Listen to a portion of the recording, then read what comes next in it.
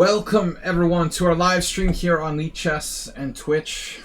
I'm your host, Mr. Pondano. I am International Master William Pascal. We are hosting our Thursday night subscriber stream, game analysis. Failure is just another opportunity to start over. Can we change that to starting is just another opportunity to fail? Anyway, just asking. I don't mean to be a fun killer. You know, you can always look at things differently. Anyway, thanks everyone for being part of the stream.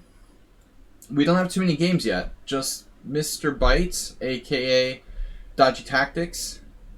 Goo versus Astrobait. That's Astrobait's upset victory. Starting is the first step on the journey to failure. And then third, I'm paraphrasing. Third, Sumaher's game. Fourth is Nefdov, who requested that we don't use an engine while analyzing.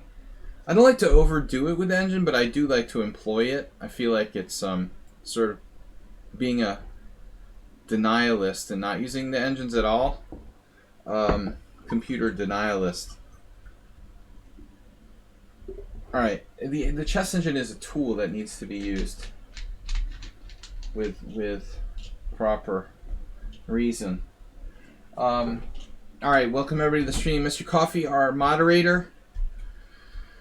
Astrobait is here. Dodgy Tactics is here. Dodgy Tactics, this is your game. Last week we were missing Mr. Sohan. He used to always submit games, and I'm a little concerned. Let me just double check he didn't send in a game. I might have missed some. I might have missed some.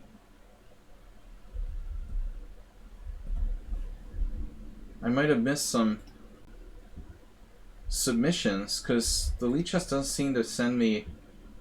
You got nothing from Mr. Slow. All right, if you did submit a game, please let me know. We only have 4 thus far. There will be other people that are going to come in, other subscribers that are going to come in once they see we're streaming. But I don't care what anybody else thinks. This is about serious analysis. People just want to waste their time doing whatever. I don't care. This is a serious chess stream. Noobs can take a hike. Alright, we've got first game here from Dodgy Tactics, aka Spectacular Camel. Spectacular Camel is like, he's dead or what? He's lost somewhere in the internet, trapped in the Matrix. Your old account. With 4 games, you can spend about 45 minutes on each. That makes sense. 3-hour stream. Perfect. Camel went to the eternal pool. The giant mirage in the sky. So d4, Iobatis is black with d5. He said he played a pawn triangle. What are those hot dogs? Pepperonis. d4, d5, c4, c6, Slav defense. I've been thinking about playing the Queen's Gambit. Accepted. That would help if I added that word. Accepted. Welcome everyone to the stream. I'm International Master William Pascal. Who else is with us today? As we start our journey into chess world. VIP, someone on sound, supposedly lurking out there. Snuggles the Snail, what's up? Nefidab, what's up? Marzi Matsko, we haven't seen you in a while. Gather round, children, and learn. There's Snuggles the Snail. Snuggles the Snail, thanks for being a 6-month subscriber. Shankar is here.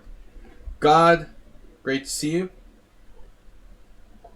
Anyway, I started playing Queen's Gambit Accepted a little bit with black because I was inspired by no one other than someone on sound who played that against me recently. Someone on sound is a VIP. Alright, go with him. Thanks everybody for joining us. We're going to seriously analyze some games today. Real chess. Chess analysis is... You can pretend to learn from playing Bullet and Blitz and whatever. But playing chess and analyzing chess are the two things that you need to do a lot of. Playing long games and seriously analyzing are the two things. It's not tactics puzzles. It's not playing Bullet and Blitz. The two most important things you can do are playing long games and analyzing seriously. And you have to do. It's like difficult, but it's something that you can really derive a lot of knowledge from. Alright, so Slav defense, now knight c3. I think this is a risky move because black can take on c4.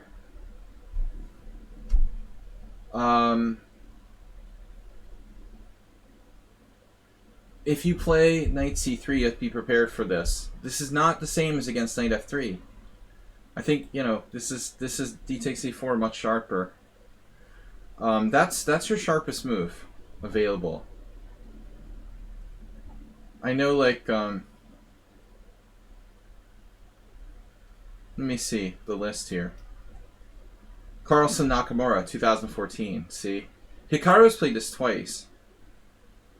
I mean, if you don't play d takes c4, you're not really playing the sharpest way possible. Anyway, Mr. Bites, aka Spectacular Camel, wants to play pawn triangle. Ah, your opponent played bishop f4. It's the Ben Feingold attack. Yeah, this is probably not a great move. The last tournament before I migrated, before I became a migrant in 2004, that I played in, was actually, well, it was in 2003. Before the Great Migration, I played this National Chess Congress in Philadelphia in November 2003, where I basically lost like 75 rating points because I had food poisoning. But I remember very distinctly, like the last round, I think Ben played bishop f4 against Dmitry Schneider, who was known for playing the note boom. The problem with bishop f4 is that you get like hit by knight f6, knight d5 later on. After black takes on c4. It was something, you know, like this. This bishop doesn't do that much on this diagonal. So again, d takes c4 is definitely a good move. I don't remember what Feingold did. Maybe he just did like knight f3. Maybe knight f3, knight f6, would this be right? And then like e3 and knight d5. I feel like it was something like this. But that's not right. Black has to hold the pawn. So it'd have to be like b5 first. And then white would say play a4. And now we have Ochotnik, 2012. Yeah, I can't recall exactly how it went. I'm sorry for that. But bishop f4 is not a common move in this position. The best move is either the passive e3 or the sort of standard knight f3. There are not a lot of other options for white. Okay, e4, I should say this is the Marshall Gambit. You know, one of Marshall's many gambits. e4, d takes e4, knight takes e4, bishop e4 check, and if bishop d2, queen takes d4. This is one of the sharpest positions I can think of. Dodgy Tactics, do you play this? Are you going to go into this like crazy gambit land where white takes the initiative for a pawn? Because that's an important decision, man. It's in very good book I recommend, Modern Chess Opening Theory Examples. You don't want to do this. If you don't want to do this, you don't have to. But you have to do something. It's a very important question, you know, what you're going to do against e4. You can bail out, maybe, playing something else. Nothing inspiring, though, in the opening. in the opening Explorer. If you play the pawn triangle, you have to answer this gambit. You know, white can also like avoid main lines by playing like knight c3 if he wants to not sacrifice a pawn. But I mean, if you play the pawn triangle, you better have your ducks in line, as they say. Chess Congress 2003. You were there yourself. I should have withdrawn in the first round, but I was like stubborn and angry with the director, so I lost like 60 USCF and like 50 FIDE rating points. But I just remember that game where Feingold lost playing bishop f4 with white. I thought it was like utterly stupid. And so I think that was like a last round game that helped determine like who won the prizes. Anyways, that's the only time I recall anyone playing bishop f4.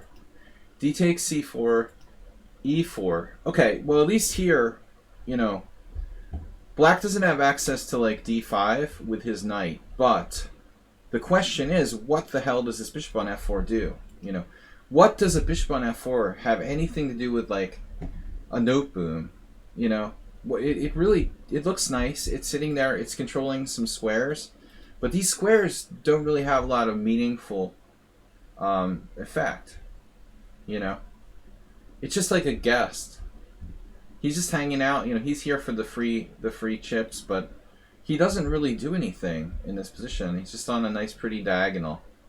It's not appropriate. So now b5, and you can see from the opening Explorer, white was unable to win 3 games. And who's black?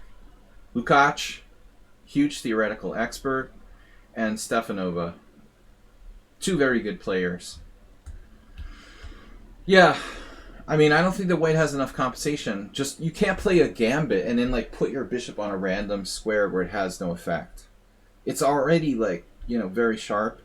Let me put it this way. I played knight f3 against the note boom, and I played a lot of games with this like sort of shady gambit e4. But even that's got to be better than bishop f4. I mean, I've played this position a lot, but I just don't really see putting this bishop on f4 because it has nothing to do with anything, you know? It just doesn't do anything at all. At least e4 like controls the center.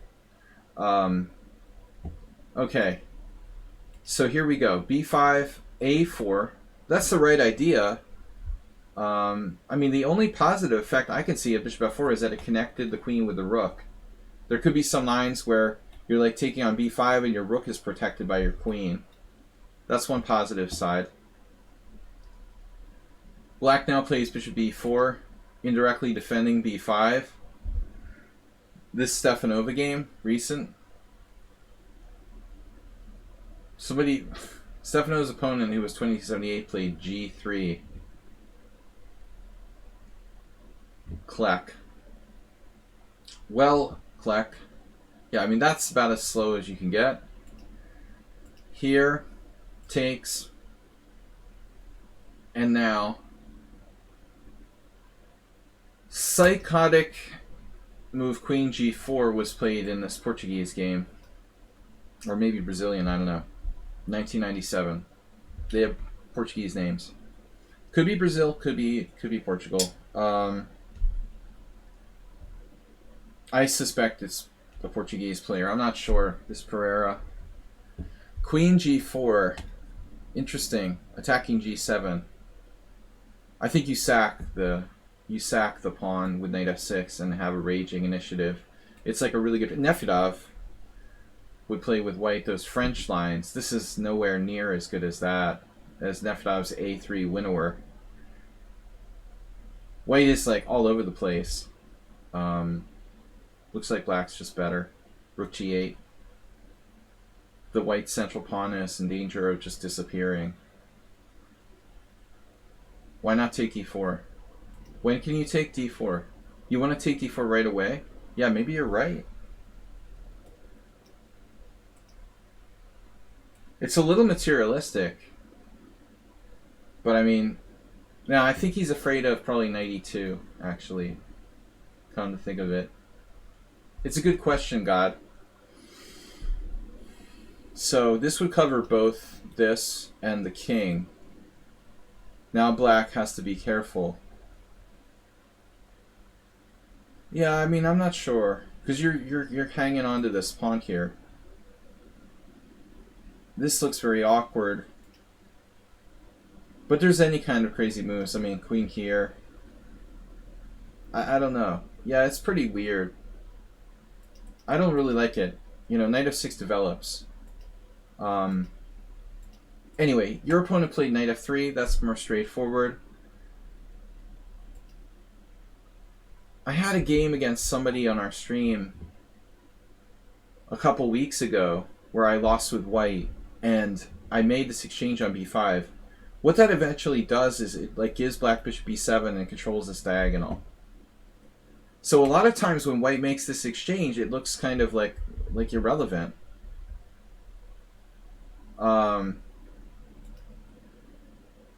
Did he die? What happened to Gotham Chess? Repun. There was a tragedy or something?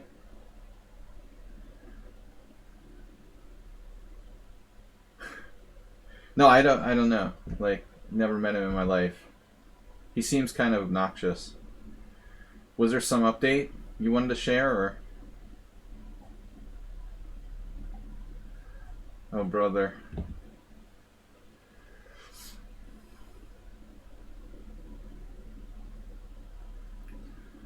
Oh, well. Dude, why don't we have a celebration for him? Jesus Christ. I don't want to know. I'm done talking about it. But it sounds like a really good promotion for him. That's great. Just what I want to hear about. I promise the next time I make $100,000, I'll donate to charity. Yeah, that's an interesting question, Mr. Coffee. I'm not even going to continue down this very dubious road. It sounds like good clickbait, though.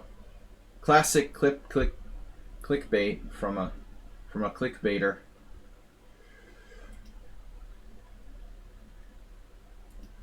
I was hoping for some good news. Anyway, yeah, please don't refer to him anymore.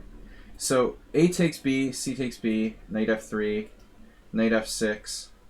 Oh, Repun, you're not a subscriber. Alright. We don't really like that kind of person here.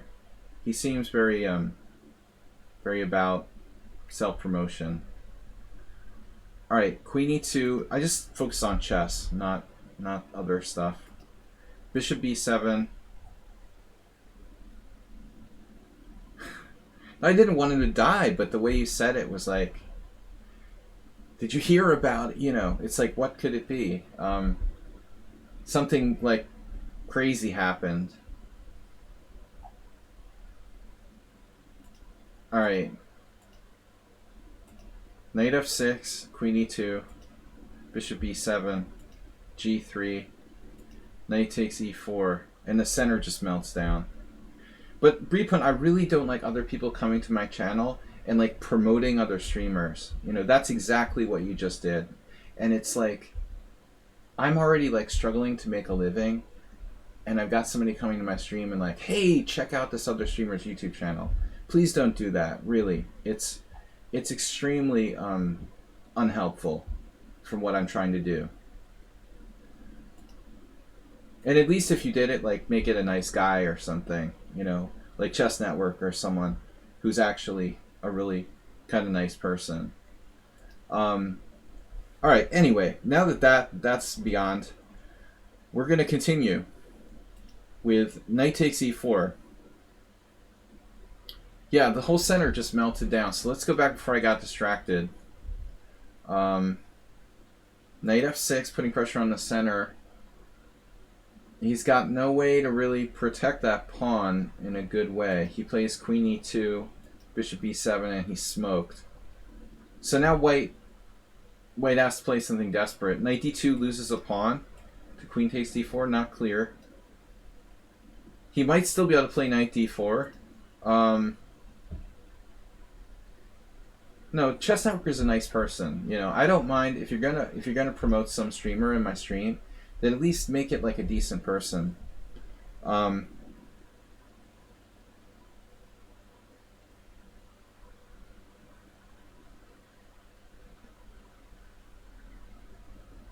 Not like snake oil salesman.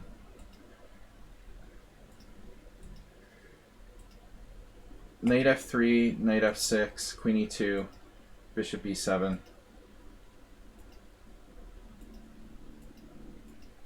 Check, and we just win a rook. There's not much to see here. Bishop takes d4. I mean, black has no development. So there's still some accidents, like knight takes e6, potentially.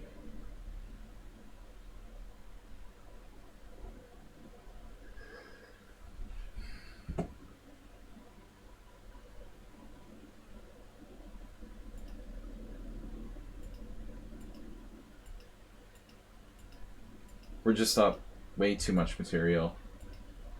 Entire knight and 4 pawns up. There's really nothing to see there. He was threatening perpetual check, it looks like, with queen d6. Queen d6, king f6, queen f4. And that stops it. Now it's over.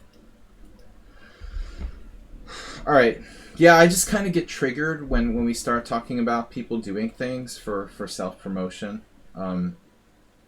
It's one of my triggers. I'm very anti self-promotion. Alright, we've got... Hi, please join my 600-member team. Speaking of self-promotion. Anyway. Alright, that was a really good illustration of how white, you know, can't mess around. I mean, you can't play a gambit and make random moves like bishop f4. It does nothing about the e4 square.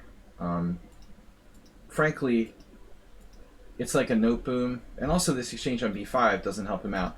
So what I was trying to say before I got distracted was, how does, you know, exchanging on b5 help white's case in this position? It takes black away from the center a little bit, but it also opens up the bishop, and ultimately he lost because that bishop at b7 attacks e4. Speaking of self-promotion, if anybody wants to gift a sub to the stream, very appreciated. There have been no gift subs or any kind of donations this week, so we're particularly embittered. No, I appreciate all of your support, guys. Please subscribe and support the stream if you can afford it. If not, don't worry about it. Anyway, good game, Mr. Bites. Next game is Asterbait. Asterbait, what's up? What's up? Yeah, we've got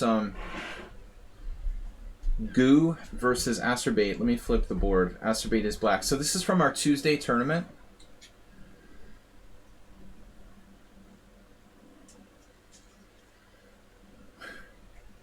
Create a new chess federation. It's an ideal if we create a new chess federation without corruption. I'm not sure if it's possible. That's an ideal I've alluded to. I think, you know, if anything, Magnus Carlsen needs to donate more. How about Garry Kasparov? The guy's with a lot of money. Carlsen doesn't seem to really do anything to steer us away from the corrupt FIDE. He's young, but he's made no effort to get involved. I mean, if you take, you know, climate activists, they start at age what? They start at like age 14. But Magnus has had lots of time to become some kind of chess. He's more just like building his own business. I think taking us away from the FIDE would be good. Kasparov also was unsuccessful in that it's very hard to shake up a World Chess Federation or any kind of sporting organization. Create a new... Kasparov tried, failed. Everyone's tried and failed. Yeah, Carlsen just uses his money to buy new corporations and stuff. Maybe if Anand were still champion. Maybe. I don't know what Anand's really about. He seems like a nice guy, though. I have never heard a bad word said against Anand my whole entire life. So we had Anonymous Gifter give Ripun Bansal tier 1 sub. Anonymous Gifter, thank you. Ripun is now, he's now a subscriber, so he could even submit a game for the stream. But no wins against the streamer allowed this week. Alright. Yeah. Why did I start playing chess anyway? If I wanted to be rich. I don't want to be rich. It's just an afterthought. I really don't care. Goo versus Astrobate. C4, knight f6, knight c3. C5. No GMO. Okay, this is major game for Astrobate. Playing a 2183. G3. Here we have a problem. You see, this case, how are we going to neutralize this diagonal here?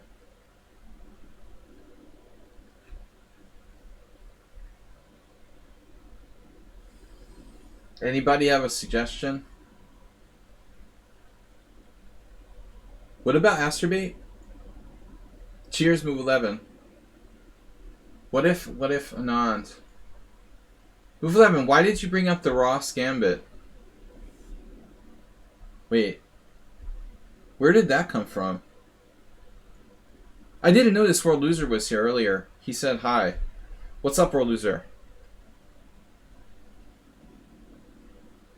Mr. Chat earlier. It was a strange gambit I saw on the stream this week. The Ross Ice Shelf. Move 11. That was I showed you Bodice today. That was a really epic game. The Ross Gambit. E4, E5, D4. Pawn takes D4, Bishop D3. Yabatis and I decided that it's not so effective. It looks bad. So the thing is that the tusk, when you play the Elephant Gambit, the D5 pawn, the E5 pawn, when it lunges forward to attack the knight on F3, I know it sounds like I'm a raving drug addict or something. When you're playing the black side of the Elephant Gambit, let me just show you what I'm talking about. E4, E5, knight F3, D5. This is the tusk. So when white takes this, you're going to lunge forward in some cases, either now or maybe later with your tusk, attacking knight on F3. But what we learned today was that the Ross Gambit, this like Elephant Gambit reverse that I tried, the problem is because white has an extra move, black doesn't put the knight on F6 yet. So when you go here, they don't have to play knight F6 and get like tusked by this pawn. So that's the dilemma facing white. Like, how do you play the Elephant Gambit in reverse? Is what I've been trying to... You can send a game in, Ripun. Thanks for being a subscriber. Thanks to Anonymous Gifter. Thanks to Anonymous Gifter now, it looks like we had no gift subs this week. I don't know, man. I gotta suspect it's Mr. Coffee. I told him he wasn't supposed to donate anything to the stream. But not necessarily. It could be a number of people. We've got an explanation about the so-called Ross Gambit. I'm trying to play the Elephant Gambit in reverse. Also, for your information, the Ross Gambit seems to be knight f3, e5. Oh, it's like a transposition? FYI, this is the Ross Gambit. There was this guy on Internet Chess Club who used to play that, a Brazilian guy, I think. He was like a 1-minute specialist. This is like the best 1-minute move in the world. You know that, right? I can't remember his name. He was an early 1-minute pro. Yeah, that's right, apparently. Maybe there's more than one Ross Gambit, though. I mean, how is this a Ross gambit? Check it out. E4, E5, D4, takes. Now it says center game accepted. Well, that's bizarre. How did we get there? Knight F3? No, Bishop D3. Okay, bang, Ross gambit. So that's the answer. There are 2 Ross gambits, according to the never wrong, you know, Wikipedia or whoever. Nikhil Kamath against Vichy cheating case was another kind of Ross gambit. Anyway, there was this Brazilian guy, I don't remember his handle, but he always played that, and this is like the best line. You play knight c6, right? This is like Eric Rosen's 100,000 videos or something. He has 100,000 subscribers. No, I'm just kidding. I don't know. I'm just making up random stuff about nonsense, but hey, play the Ross gambit. Now you can be like down upon for nothing. I mean, it's good for bullet, right? Because your pieces come out quickly. You might as well just promote this, you know? Fantastic for bullet chess when you're like moving instantly. Exactly. It's like Stafford Gambit, Nefida. It's an accelerated Stafford Gambit. But if we're going to make videos about the Stafford Gambit, we might as well do this too. Yeah, it's like professional 1-minute repertoire. Honestly, I think after knight f3, e5, what I usually would do would be like bring my knight back to f3. I'm not afraid to just bring the knight back. That helps defend the king side later too. And clearly white has other moves. Like you could play d4 here, but I'm not going to worry about it. It's not important. Anyway, that was a mystery of the Ross Gambit. It looks like there's more than one Ross Gambit. Whoever Ross is. Apparently, so interesting thing is the Stafford Gambit is named after a person. Person, place, or thing. Nefedov is an expert. Nefedov must be thinking about picking up the Petrov defense. But yeah, I'm offended by the way chess is being bastardized. You know, I have to like go to my students and explain to them, like, you know, 15-year-old kids who are rated like 1,000. I have to unteach them what Eric Rosen did in his videos, you know. I have to explain to 1,000 players why the Stafford Gambit isn't good. And you shouldn't watch this person. And don't believe anything they say. Because it's just garbage. You can only, you know, waste so much time in your life. It would take a lot of time to like learn chess twice. Let's just learn chess like correctly the first time and not waste our time on what is essentially like very bad pop music. That's what I think you got guys like Eric Rosen and basically yeah, it's also like false information. They're basically the equivalent of like cheap pop music in chess chess streaming.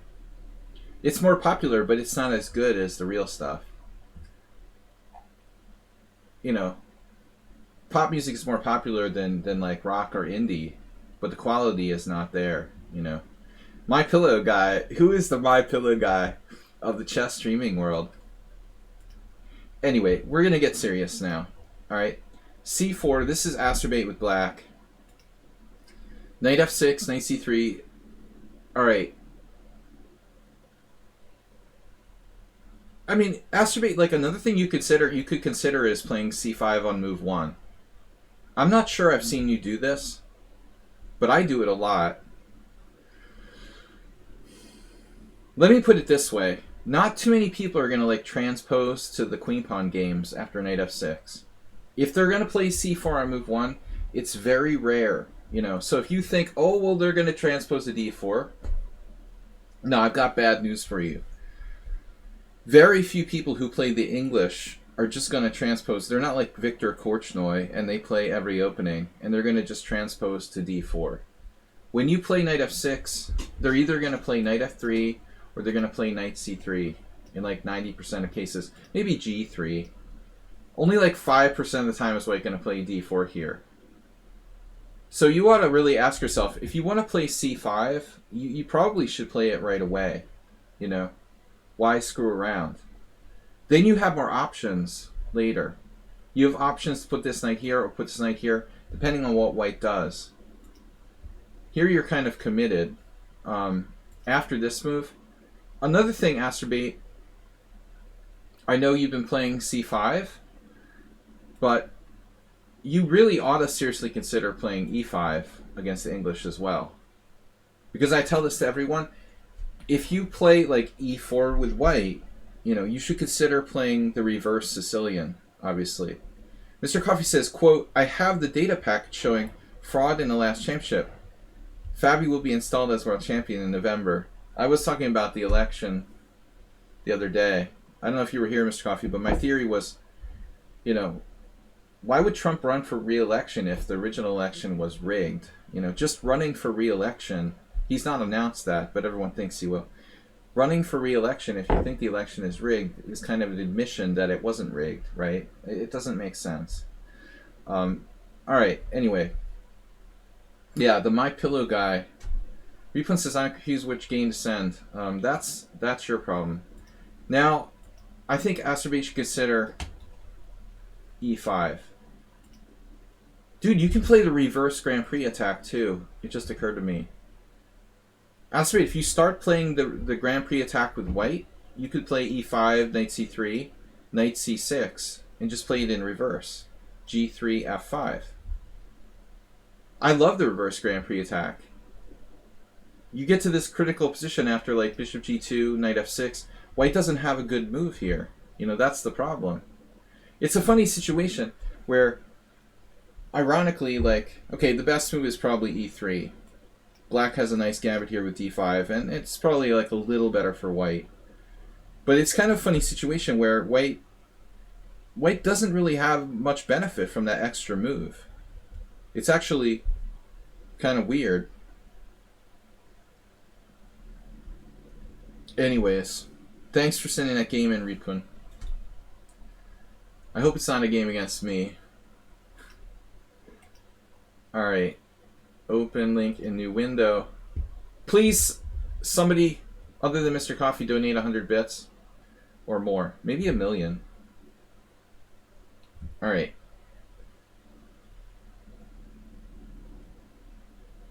Maybe I'll start a donation meter and use the money to play in a tournament.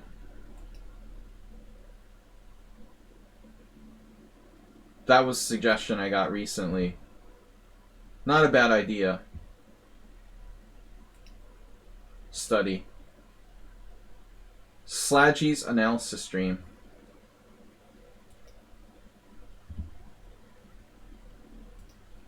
Alright, are we good? Do we have sound, video? Everyone's here?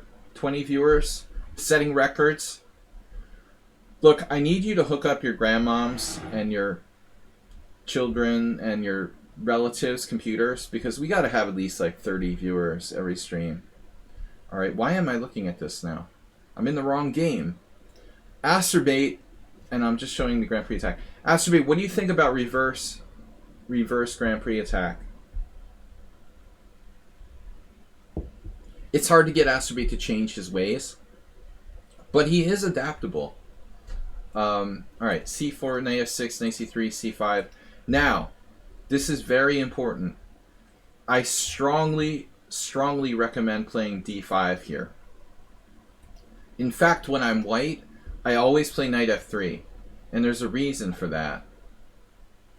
Mr. Coffee will get your cat's Twitch accounts. Absolutely. Bogachog! Just get to tier 1 sub to the community. Thank you, Bogachog.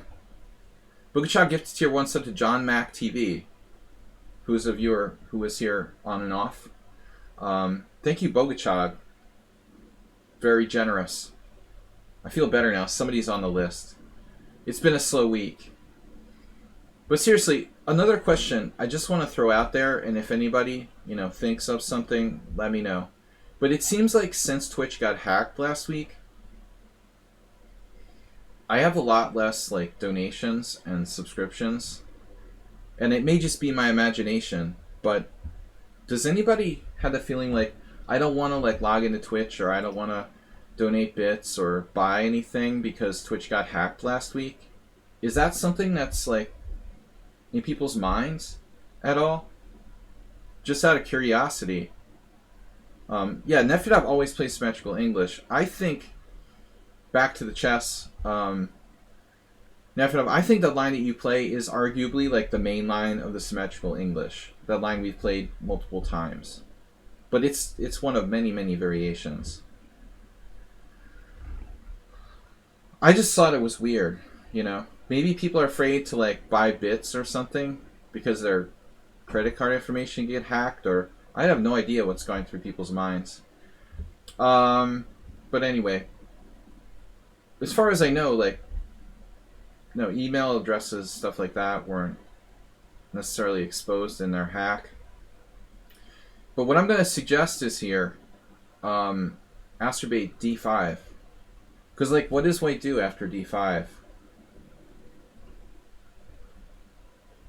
White's basically, like, screwed. White has to take.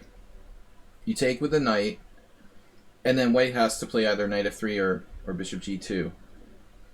My last two games with this with white were against, like, Naj Gabor and Farouk Ivan. And I just, like, quickly, like, offered a draw with white after, like, 15 moves. Bishop g2, knight c7. It's a big problem. I mean, maybe this doesn't suit, like, Astrobate's style, but this Rubinstein system... Did you get your donation via PayPal? I didn't, Mr. Nefedov. And you're on the donation list.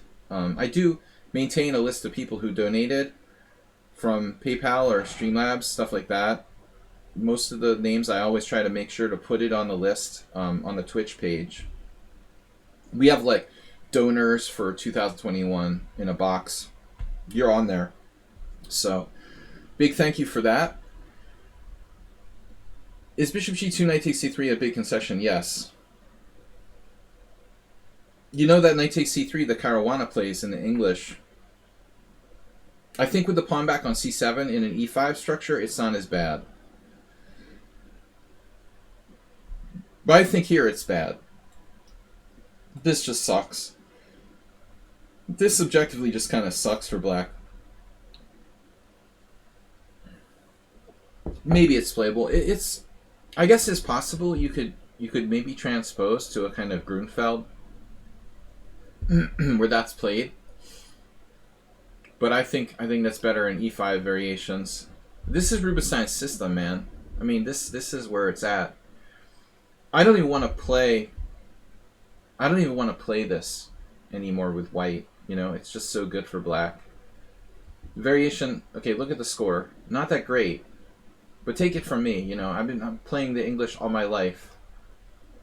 Computer is claiming an advantage here.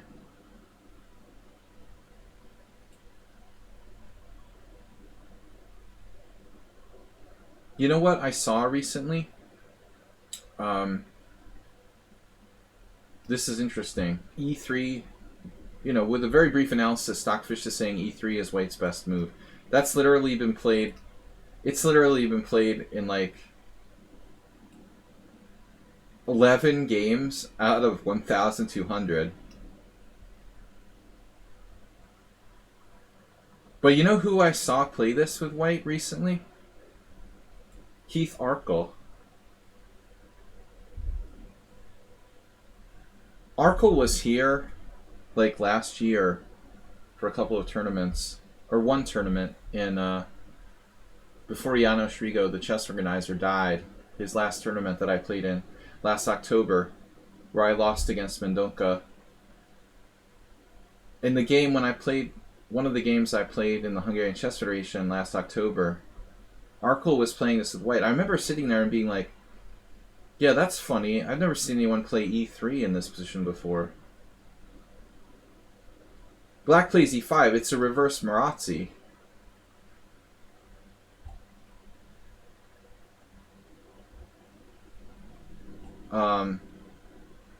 Three of the 4 games are Hungarian players. except for Zelcic, who's playing a Hungarian. I don't know, man. Maybe that's the best line. Okay. Anyway, we went really off the subject. This is kind of a bad move by Black. He was close to your town. He's a very nice person.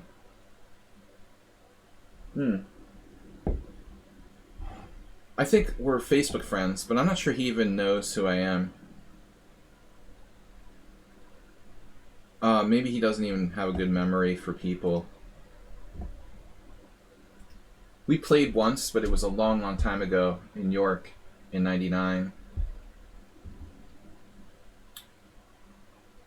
I've kibitzed in his Facebook page, but in his Facebook comments, but I don't know that he knows who I am. He might not even remember that we played in 1999. So d6, yeah, it's kind of a weird move. I don't think the Astrobate has a good way of neutralizing this diagonal here. So e3. This is standard. Castles. Oh, interestingly, by the way, Keith Arkle was just playing in the British Championship. I think Nick Pert won the British Championship. I don't know if you were aware of that, Nefedov, but it might be interesting for you. One of the only... You and Arsenal are the only like UK guys that come to my stream regularly. It might not be interesting to people outside the UK. It was like a poorly attended British Championship without that many strong players. So Nick Pert won. E3 castles, knight on g to e2, d6, castles, bishop d7. Nice move there. Thanks, Nefedov, for submitting a game.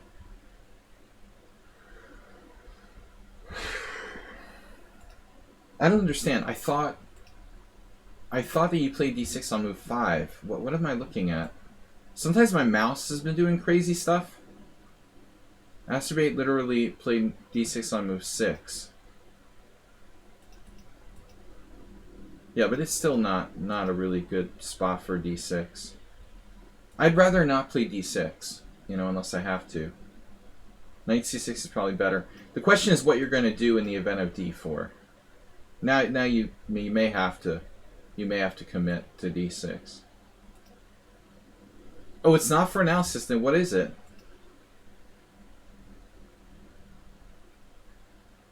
What? That's your simul game with Arkle? You got there? I know about that. I think I saw it before. Move 11, did you submit a game? I've got another game. But listen, Keith recently wrote a good endgame book called Arkle's Endings. That's been pretty well received. I haven't had a chance to read it yet, but I know it's got good reviews. And I love endgames, so one day I'll get around to getting it. Let me get this game here. I don't buy a lot of chess books because I don't know. I just don't. But when a good one comes along. Alright, let's add this to the study. Boom. I seem to have some real simuls. Now that's a real simul. Your submitted game is in my lichess yearbook. My year chess. Yeah, I'm dyslexic. Alright, thank you. Let's get rid of this confusing stuff. We got 2 tranquilizers now. How did I... What did... Yabatis do that? Oh. Guys, killing me. Why do I have so much lag? Hello, delete chapter. Okay. Delete chapter. Jeez. Delete chapter. Okay. So we got a Nefedov game. We got a move 11 game. Submitting game. Submitting game. Is there any... Yeah, of course there's a reason. Knowledge is power. No, I mean, sometimes with these, I made them public. I didn't create this study. Yabatis did. Alright. Furthest thing, move 11. Can I recreate a game on lichess and submit? Absolutely. Bogachuk. Study. Use your imagination. You can make up a fantasy game. We can analyze it. I'm open-minded. Man, I feel like I've got really bad lag. What is going on? Ping is 196. That's a little high, but it's not that bad. Alright, so those games are in. We're looking for Nefedov now, and I interrupted Astrobate's game. P-Nefedov, right? P-? I can never remember how you write your lichess name. Is it P-? No. What is it, capital? It's capital? Nefedov? It's ridiculous that it's like case sensitive when I search.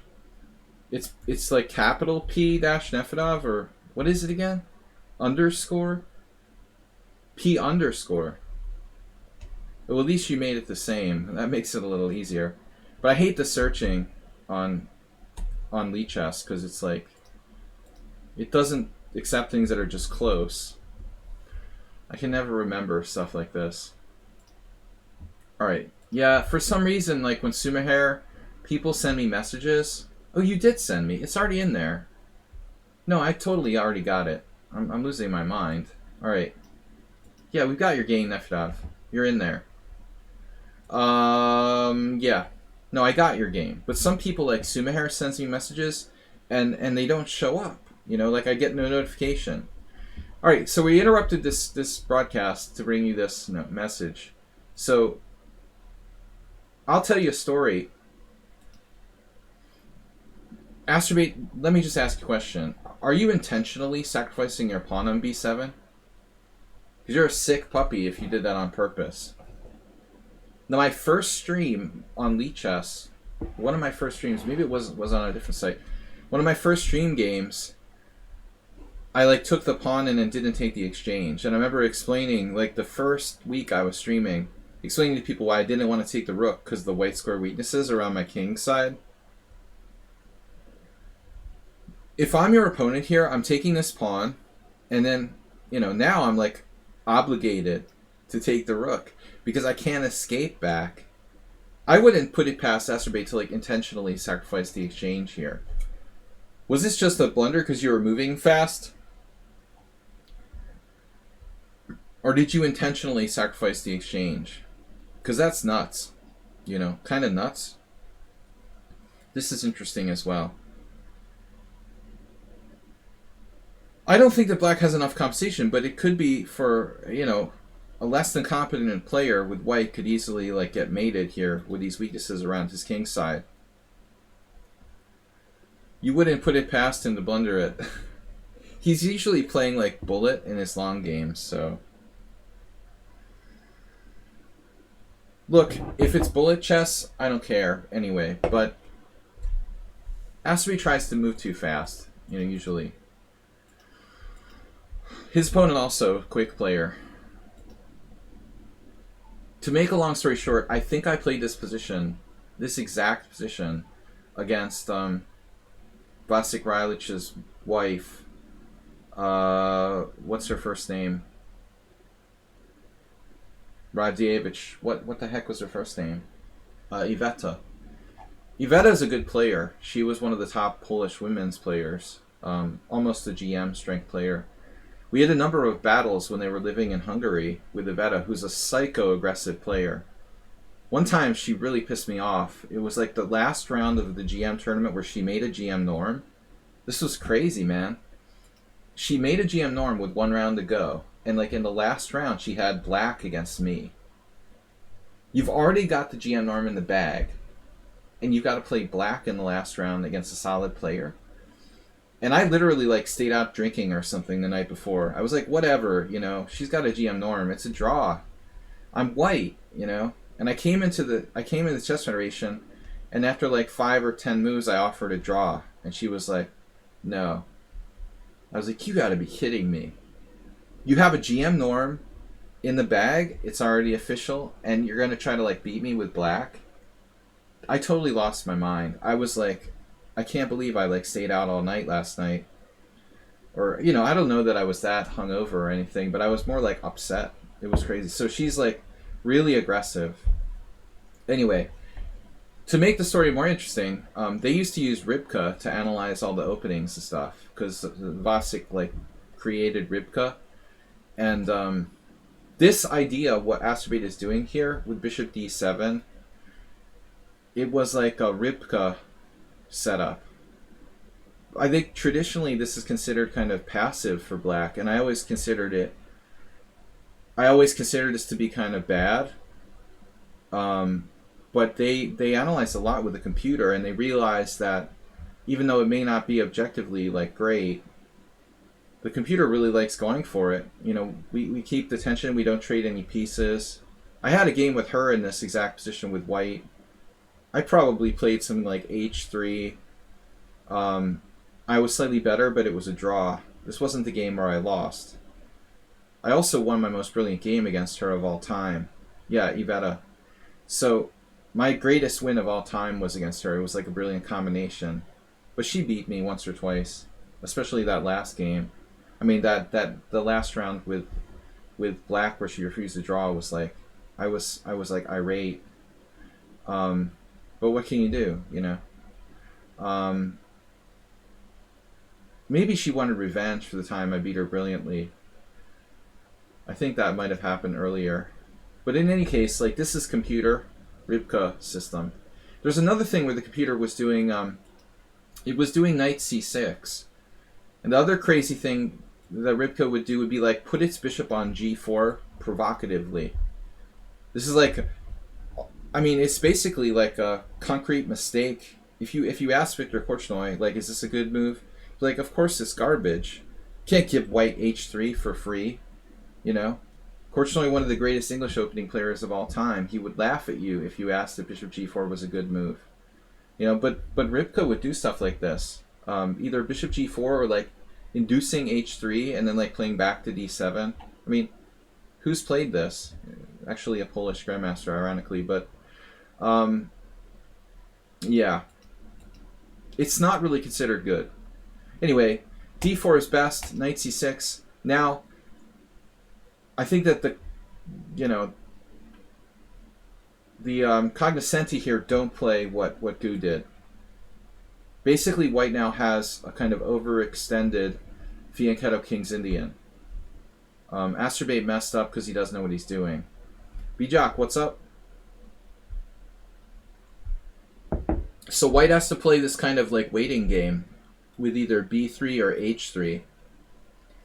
h3 is useful because you can meet like queen c8 with king h2. That was like my game with Iveta. I wouldn't be surprised if it was this exact position. Not all the games from First Saturday are in the databases. My score sheet is like totally illegible. I mean, good luck trying to like read my score sheets, you know, because there's no way you're gonna. I can barely like, you know, decode my own score sheets when I bring it home. There's no way like somebody else is gonna take one of my score sheets and be able to like make sense of it. You know, it looks like chicken scratch. I think we had the exact same position, but this is bad. You know, and Astrobate needs to play either knight e5 or knight a5, but usually knight a5 because the knight can pop back to b7 later on. I mean, this is like a standard Pano King's Indian. You're putting pressure on c4. You have a6 and b5 with rook b8 and like plowing down the b file. White is totally not set up for this. I mean, he's in a lot of trouble. Maybe queen d3, a6, and you're coming with b5, man. White's in big trouble here. You can play it kind of like a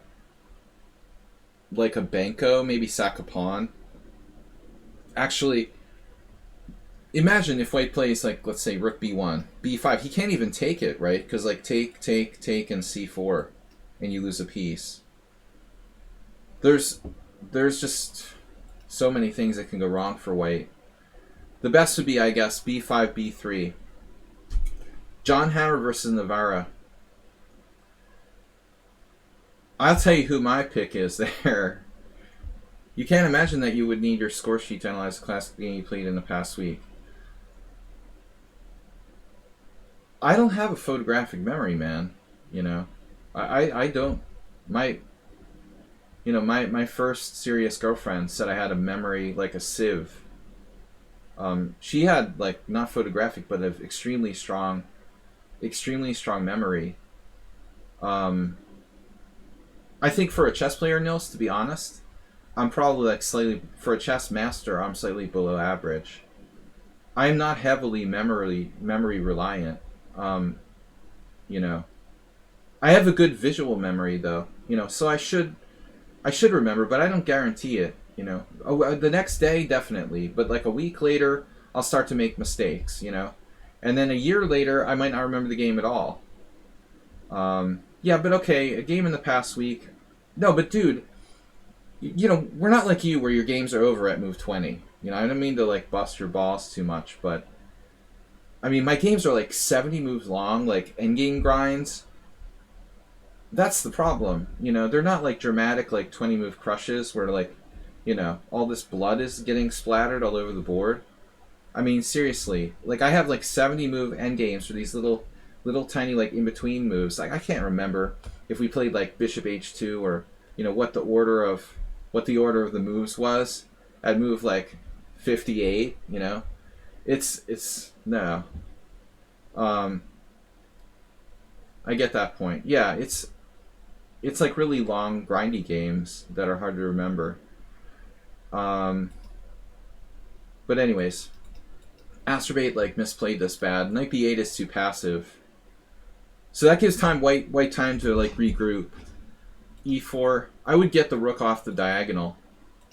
Anyway, I need to speed this up a little bit. Knight A6 looks reasonable, but I think white's better now. A3, paranoid. This is paranoid. Look at the guy, he's got 7 minutes. He's not using his time. Knight C7, now you've got B5. A3 wasn't helpful. And he's trying to roll Astrobate off the board, understandably. But at the same time, his rook's still on the diagonal. He's got redundant knights. And although his center is tremendous, he doesn't have necessarily the optimal setup. Black's threatening B5, he has E6 potentially. If E5, he can drop back to E8. But I think you need to like speed it up, man. I mean, probably you need to play B5 right away. On E5, you drop back. And the idea of sacking the exchange looks really appealing to me. I'd be more than happy to like give him this. I'd be more than happy to give him that exchange on like A8 or something with that diagonal. But A6 is a little slow. It gives white time to play A4, for example. Yeah, he just ignored it. I mean, Bishop E3 doesn't do much. Okay, B3. So, I mean, honestly, if you had played B5 right away, he probably would have responded with that anyway. His intention was to play B3. But he should get his rook off the diagonal. That's more important. How do you sense compensation? Well, I know in general, if you have a powerful bishop and a pawn for a rook, you're close. But if you add enough, it's taken me 30 plus years to develop this intuition. If you add into that like a lot of weak squares on the color complex of that bishop, Ripun, you're over the edge now. You've got a bishop, a pawn, and the guy has weaknesses on that color complex around his king. At that point you're going over. I have this like scale of judging that kind of thing. You're over the edge at that point. Actually, B4 is possible here.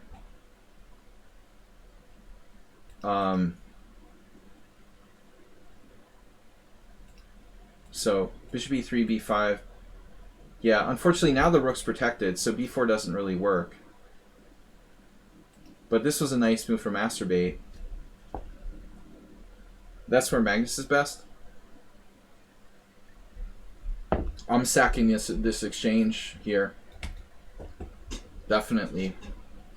So how did it go? He played, like, I think a bad move here.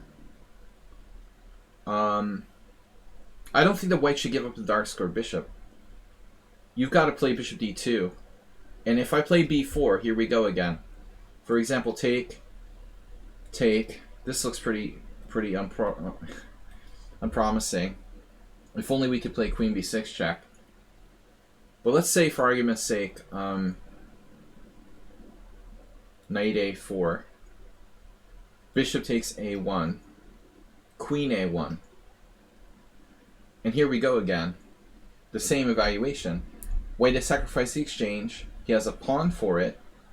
Plus, there's weaknesses around the black king side. There's a few other details too, like b4.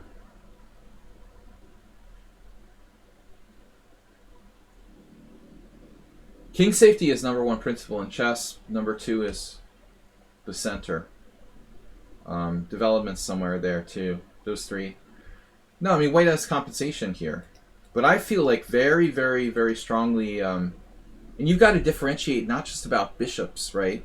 But good bishop, bad bishop. This bishop is a defender that's blocked by its own pawns. This is his good bishop. The good bishop can be worth up to, like, I would say 4 pawns, you know? Black, same thing. I mean, this is a very powerful bishop, and it's also a defender. It's probably worth like 4 pawns, objectively. You know, so I don't like white's decision to give up that bishop. The weakness on the dark squares is pretty long term. If I were acerbate here, I would be, you know, maybe I would have played what he did, but I would be hoping I had something better, you know.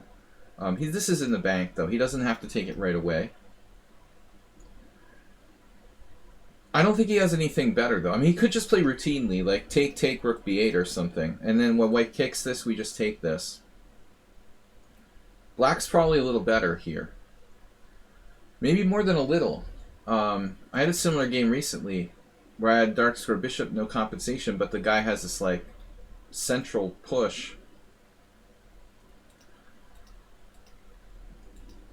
Let's see what happened, right? Take, knight a4, bishop takes a1. See, that's not as good. With the queen, he could protect this. Well, I guess it doesn't matter. Okay. Rook takes is fine. So, okay. Now we take that. That's debatable. I mean, there's threat of knight b6. But more importantly, I think you should grab that. You need to grab this while you can still grab it. You know, and I actually like... I don't mind this exchange on a4 for that kind of dead knight. How are we getting this back in the game? It looks like black has a5 followed by knight a6, knight c5. But even here, I mean, knight d4, and you got a permanent guest. Black has to be a little bit careful. You know, this could go south. This is already probably just falling, right? Queen c7, rook takes a5. You know, this is a very tough position. Maybe white's lost, but the center is a little scary. Probably he's lost because his bishop's so bad at the end of the day in that position. Anyway, Astrobate, interesting to see you going for that exchange there on a1. Trading off the knight, and then a5, and now, oops. Yeah, I would rather that didn't happen. So you could have played knight e3. This is I coulda, I shoulda, I woulda. You should chop this before it's too late. That was a major mistake. You would have played e6 like 10 moves ago. Well, that's a very different game. You know, if you had played e6 10 moves ago. It's a completely different game. It's a Benoni rather than a King's Indian. And, yeah, it's possible. But, yeah, this was a mistake for Astrobate to let that bishop stay on the board. Now, he might be in trouble positionally. e5 takes en passant. Now, how do we recapture? With a knight? Knight gains, or Garner, James Garner. Knight garners the bishop again. Because we have queen b6 check, I'm going to garner your paycheck. Astrobate's kind of, he's like the luckiest player I know. I mean, he let the guy keep his dark square bishop, now he's going to get it back. Just by sheer luck. Though I don't like his knight on g4. There's also the diagonal, which is probably going to drop in exchange at some point. But he's like, always his opponents do something really idiotic. Here it's like bishop e2, check. Hello? Gu spent 1 minute and 17 seconds on the whole game. If you don't take on e3, then why did you play knight g4? Yeah, I mean, he was like, oh, being Mr. Fancy, you know? Exactly. He thought, oh, I could take it when I want to take it. But now he hesitated one move too long. He's got to take it now. Yeah, why did you play knight g4? Exactly. You got to take it now. He forgot he could go here. I mean, even bishop b6, right? What do we do on that? You're lucky you have a move there. Queen b8, and if bishop takes, you have rook takes a5 and check. I assure you, Astrobay would have seen that. But take here, yeah. You're lucky you have this, and I'm sure that white still has chances. Bishop b6, queen b8 seems to be a problem. I mean, even there, maybe there's some fancy sacrifice. Bishop b6, queen b8, c5. Just doesn't look like there's enough. Takes. I don't know, man. I'm still not sure that white is done here. He's got a powerful protected passed pawn. Black's going to have to be very alert. And, I mean, bad things can happen around the black king side. Yeah, he's always playing for those sort of cheap mates, Nils. Astrobate he's a glorified cheapo artist. He's good at what he does. He's way underrated. See, the problem is that Gu doesn't respect him because he's 1600. But he's actually very dangerous. Extremely dangerous if you let him get like a really good attack going. Or near your king. You're a goner. Yeah, this is funny. Anyway, I spent too much time on this game. Knight e6, this is game. Knight e6, bishop e2, check, and... So the last chance would be to put a piece back on d4, right? He does. White just like wasted some time. Major problem with that knight on g4. So, yeah, knight b3 is decisive. It looks bad for white. Can he play e5 or something? This is like what we were talking about earlier. Well, it doesn't threaten anything. Alright, here. Oof. Here. Actually, Astrobate, why don't you just take his exchange? You should just take the exchange here. I mean, you're just totally winning. You're going to have to be careful, but I mean, you even have this move, for example. Knight e5. You have protected passer on b4, which is just game over. In any kind of endgame, it's totally... The only thing that can possibly go wrong here is that black gets mated on a long diagonal. It's fairly easy to avoid that. There's no other way that we can screw this up. Even if we like blundered the exchange with knight f6, I imagine like here, even if we flat out drop the exchange, we're still probably winning. Like in this position, for example, take. Let's just turn on the engine and guess the evaluation. 1, 2, 3, 4, 5, 1, 2, 3, 4, 5, equal material, black's out the exchange. Yeah, it's winning. No, it's just winning. +6. There's nothing, no question. We're up 2 exchanges, that's the problem. Anyway, Astrobate just ripped him apart. It's over. Yeah. Yeah, I mean, a2. He didn't want to let him. If you were really cruel, Astrobate, you should have played queen takes d4. I like queen takes d4. I mean, that's the move. That's the money move. When the opponent will resign, and if you don't want to stoop to like making 8 queens, you get a chance to play this move. You just like crush their soul with queen takes d4. You know? This is like the ultimate chess slow roll. What are you going to do now, buddy? Oh, you're up a queen. Okay. a2, queen a1, b3, and for your next trick, I'd like to see what you're going to do. So you gotta make special exceptions when people just don't resign. I like to be sportsmanlike, but yeah, that's just mean. I had this amazing position in my tournament game. Do you wanna? Let me see if I can find it. My tournament game from 2 weeks ago. What could have happened? There was an analysis variation. Check this out. I'll show you guys this amazing position. Oh, I don't know. My studies. All right, so this didn't happen in my game, but it could have happened. There was a crazy position. Where did it go?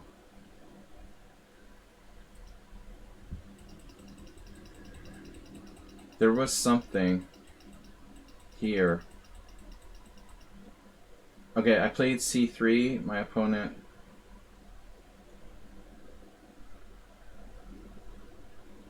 I thought I analyzed this, but it's not. There's no lines in here, so I must not have saved it. Alright, so c3. If rook takes d3, c2. So we're looking at bishop takes b5. Okay, we're looking at b takes c, bishop takes b5, c b4. Now, no, not c b4. We're looking at a b5. So this position, this is funny. Like, watch what could have happened in my game if the guy had played a takes b5. It's like b3. I have two connected passers, kind of like acerbate. That's what made me think of this game. Rook b2, a4, or no, maybe like c4, a4, rook b2,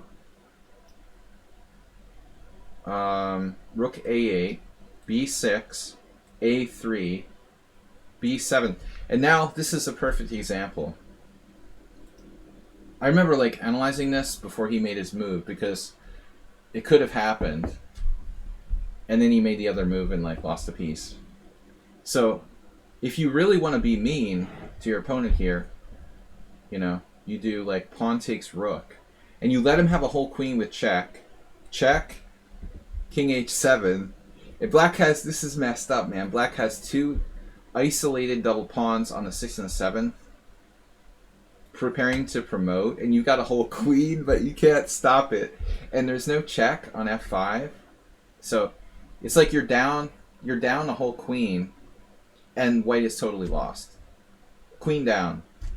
Nils would just close his account. It's really funny. Like what a hilarious position, you know. This there's like nothing you could do. Not only do I queen with check, but my other pawn is like 2 squares, and when I queen with check, I guard the only diagonal where you could possibly ever check me, which is like b1, h7. You know? There's no way you could go here. You can't go anywhere near the pawns. It's just too funny. That would be cruel, though. You know, it's like super, super cruel. I was playing Hearthstone today, and I do that when I just want to relax. People are so mean, man. You know, for no reason. They always like slow roll you. You don't do anything wrong, you know. I mean, you just play in the game, and they always like wait until their time is about to expire, and they play like the winning card move. They've been waiting like with the winning card for like 30 seconds and not doing it. It's like poker, you know. It's very, very, very bad form. You never slow roll people in poker. This is just like you only do this if you absolutely hate somebody, you know.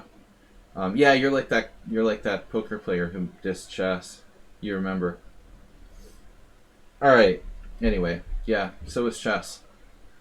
So anyway, back to the game. That was Asterbate's game. I just left the study. Sorry. Boom. Back. Where's my studies? I hate Google. Yes, you heard me, Google. Sparkle Horse, study, learn, studies, my studies. My studies, studies I contribute to. SLADGI'S analysis stream. Forgot your parenthesis. So anyway, Astrobate, good game. Guys, we're having fun today. Thanks to all of you for supporting the stream. Thanks to Bogachog for donating the first gift sub this week. It's been kind of a slow week. Don't worry. Twitch won't leak your credit card information if you donate 100 bits. I promise. You have my word on it. You say, let them do that. That's the point where they lose connection for a second, get punished for being a DK. Well, like on lichess, when they let their time run, it's like against the rules, against the terms of service. You can report people for like timing, you know, for like not resigning and letting their clock run out. They can be like, you know, banned from tournaments and stuff for that. It's really bad form. All right, this is Sumaher, game 3. I will slow roll people who've done bad stuff to me, you know. Or if you don't resign and you're down 6 pieces, I'll do something mean, you know. But in general, you have to cross me first. Like I am a very sportsmanlike opponent until you do something bad, you know. Yeah, like last time somebody was like stalling and they wouldn't resign, like a lost position. I was just about to report the guy. He like let his clock run for 3 minutes. And then he makes a move like with like 30 seconds left. I'm like, are you serious? Now you're gonna move, and I just wasted my time like getting ready to like report you for not, you know, not moving or whatever. When they do that in the 10-minute game, right? Like they've used 1 minute, they have 9 minutes left. And then they're not resigning like down a queen, and they're letting their 9 minutes run down. I take 3 minutes, like prepare to like report them for being unsportsmanlike or whatever, and then they make a move with like 3 minutes left or something. I'm like, you gotta be kidding me. All right, this is Sumaher. Seen it on the board once. Yeah, you reminded me of something. Somewhere I saw somebody do that.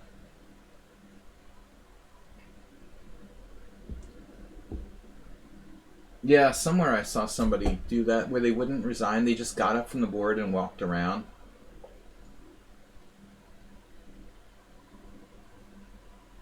They literally walked around. I don't remember the circumstances, though. I'm remembering something from 25 years ago. Knight c3, knight f6, g3. Okay, so here's our position again. No, this is a different one. Okay, this is d5. That's different. You know, that's not as good as the Rubinstein variation. It's good. Nils, the guy, sat and obviously lost position, thought for 45 minutes, then resigned.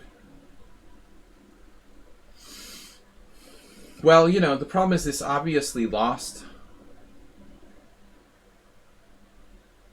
isn't obvious to everyone.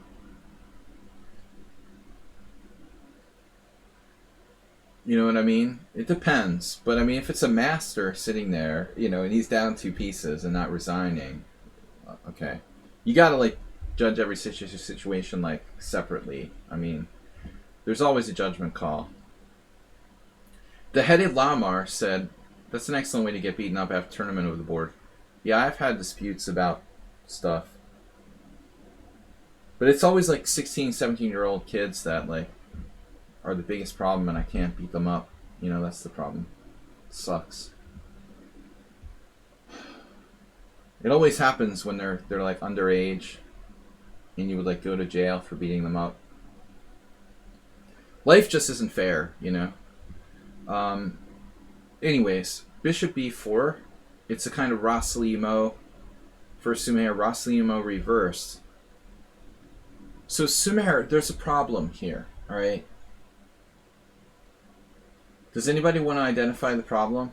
The game is from Super Blitz. I ended up with 6 out of 6 win. 6? What? You ended up 6th. 10 wins and a draw. You would be down to trow hands why you when I beat you over the board. Sumaher, you don't play e4. You don't play you're a d4 player. Why are you playing the Rosslimo? I admit the Rosslimo is it's probably better than playing the open Sicilian. But I'm just gonna ask you a question. Geez, you're old. Always with the old jokes. I'm an old man. What are you typing on your phone? Are you phoning? Nils is phoning in. I will be down to trial. He's got all kinds of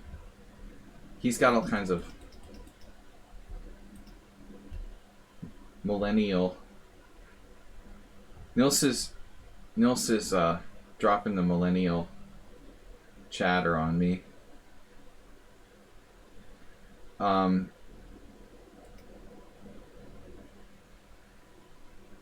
I'm just saying, Sumahara, it doesn't really make it doesn't make complete sense to play that way. I think like e4 players should play c4 e5. If you play both, it's fine, you know. So bishop e4, knight d5. Okay, yeah, knight d5 doesn't seem right, but it's not a bad move, I guess. It's not the best, probably.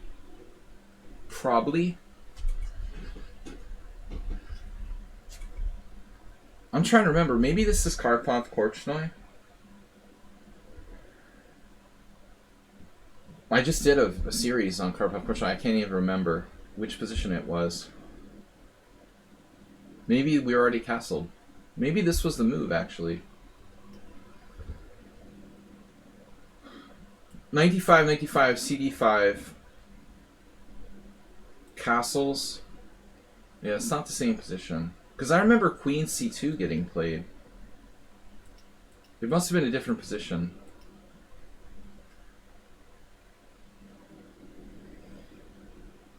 So we go bishop b4. White plays like bishop g2, then we castle, then knight d5, then knight d5, then cd5.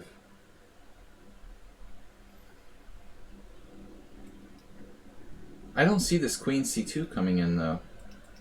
Black couldn't be castled where that's played. I don't remember. Anyway, this is uncommon. Now Sumahara's black here, alright? You got a wide variety of choices. I think probably even like knight c6 is a move. Probably pretty modern take on this position, by the way. Check it out. Kovalenko Andreassian, Popov Andreassian, Timofeyev versus another strong player. That guy twice against other GMs. So even knight c6 is a move. A5's definitely a move. A lot of transpositions going on here. You can pretty much defend the bishop any way you want. I'm not sure about bishop c5. But knight takes d5 is the main move. You played bishop e7, which is sort of Mihai Suba style. You know, this move looks lame, but it's actually not bad. What I saw the most common was, we had a lot of this back in the 90s. Suba, Joel Benjamin, some creative players did some interesting games. Suba with white. Played the English a lot. But I remember being stunned the first time I saw that. You know, like, this looks stupid. But it's actually okay for black. Queen e7, yeah, I don't know about that. I've never seen anyone do that. I think that losing your queen is unhealthy. It's a nice suggestion, though. I appreciate that, Dodgy Tactics. I hadn't really investigated the full, you know, ramifications of queen e7. It's not as good as in the Bogo. See, that's the problem with having the pawn on e5 instead of e6, really. You just give up that d5 square. Alright, but seriously. Alright, we have another hour and a half, guys. Let's get through some games. Bishop e4, knight d5. The nice thing about this, honestly, like, knight takes d5 leads to very boring positions. This is like watching the paint dry, you know. That was this game where Karpov... Yeah, there's a Korchnoi game against Timan in 1995. So we had a game against Karpov, where Karpov was black in 78. Maybe it was a slightly different position. I don't understand. I thought it was this. Alright, well, anyway, this is creative. The point is after knight e7, queen e7, this is awkward. It's kind of like a BOGO. Black's very, very solid. So bishop e7, the guy takes, bishop g2. I'm not sure taking is necessarily best. You know, there's nothing wrong with, like, waiting. White can play bishop g2. I don't get it. Like, there's nothing wrong with that. He doesn't have to take your bishop right away. You're not going to do this, are you? Bill Jones versus Boris Golko. Man, I don't know who Bill Jones is. CD5.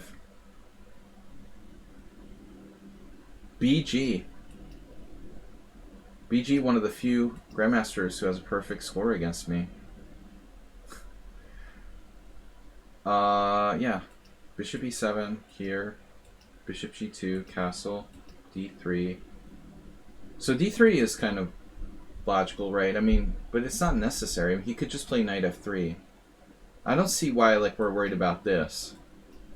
Are we gonna drop a pawn? Are you serious? Oh, man.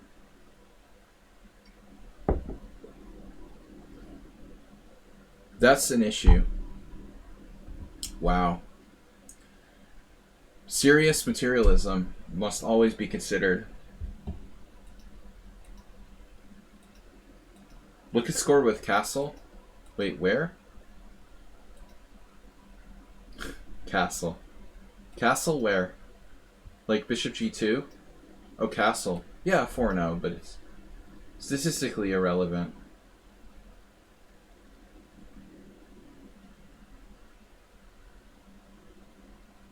That's crazy, though. You know, it is kind of crazy. I mean, white can't be worse here, objectively. It's 0.0 according to the computer. And white lost all 4 games.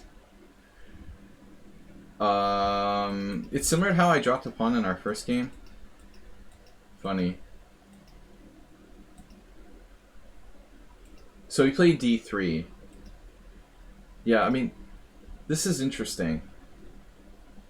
I'm going to confess something. I've been playing some games off stream where I've been playing like bishop e5 check against the Sicilian. I know that sounds kind of pathetic. Magnus Carlsen style. I'll explain my thinking here. We played weird England and I won. I thought you were gonna say like we played weird against England. Hungary drew England somehow. Like they've been playing horribly, and they managed to they lose to Albania and then they draw with England. Okay. That makes a lot of sense. But anyway, the problem with c6 is, anybody want to tell me? I thought everyone's a cheater at first. That's my standard assumption. What's the problem with c6? Right? You don't have a dark square bishop. So if you play c6 and you start creating weaknesses on your dark squares, is this bishop going to come back to get you later on? Someday? Somewhere? We'll see you later, buddy. You know, so, frankly, I feel like black's safer bet here is to do something like, I know it looks lame, but Jean-Marc de Grave, for example, played d6. You played c6. But I'm just saying, like this is more positionally correct, in a way. You know, maybe white should seriously consider e4 here, actually. And that's what the guy did. Not without risk. So c6, knight f3. Ah. The following move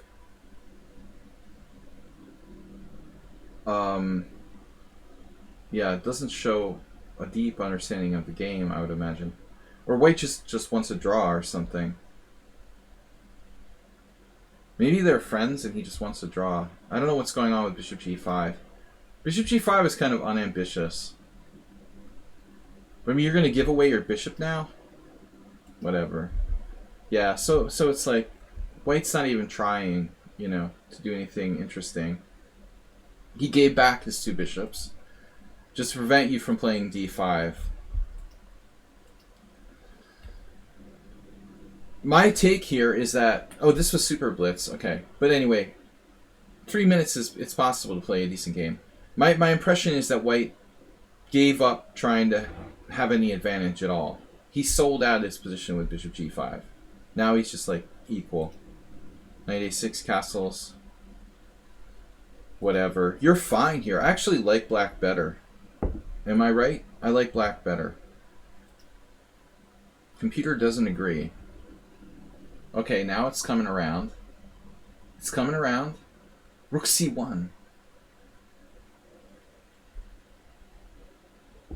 Why do I like black better here? Maybe if I was sitting in White's position, I would like White better. I guess just because I'm sitting on the black side. B4.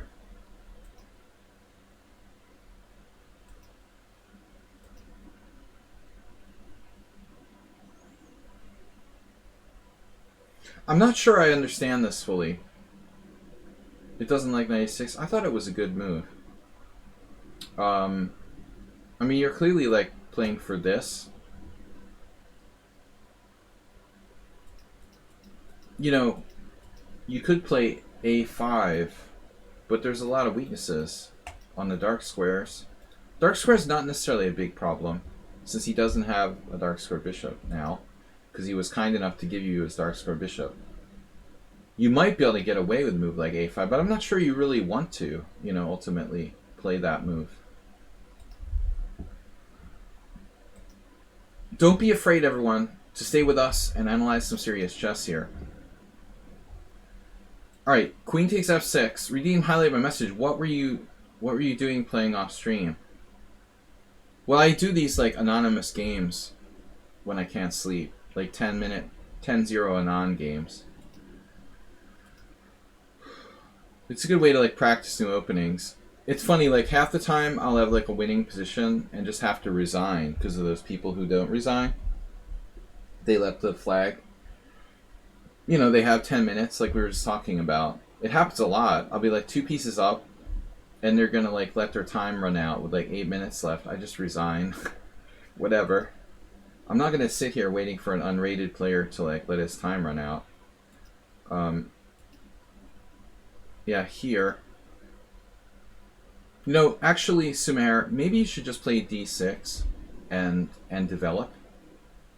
You know, maybe you're too obsessed with playing for d5. What are you doing there?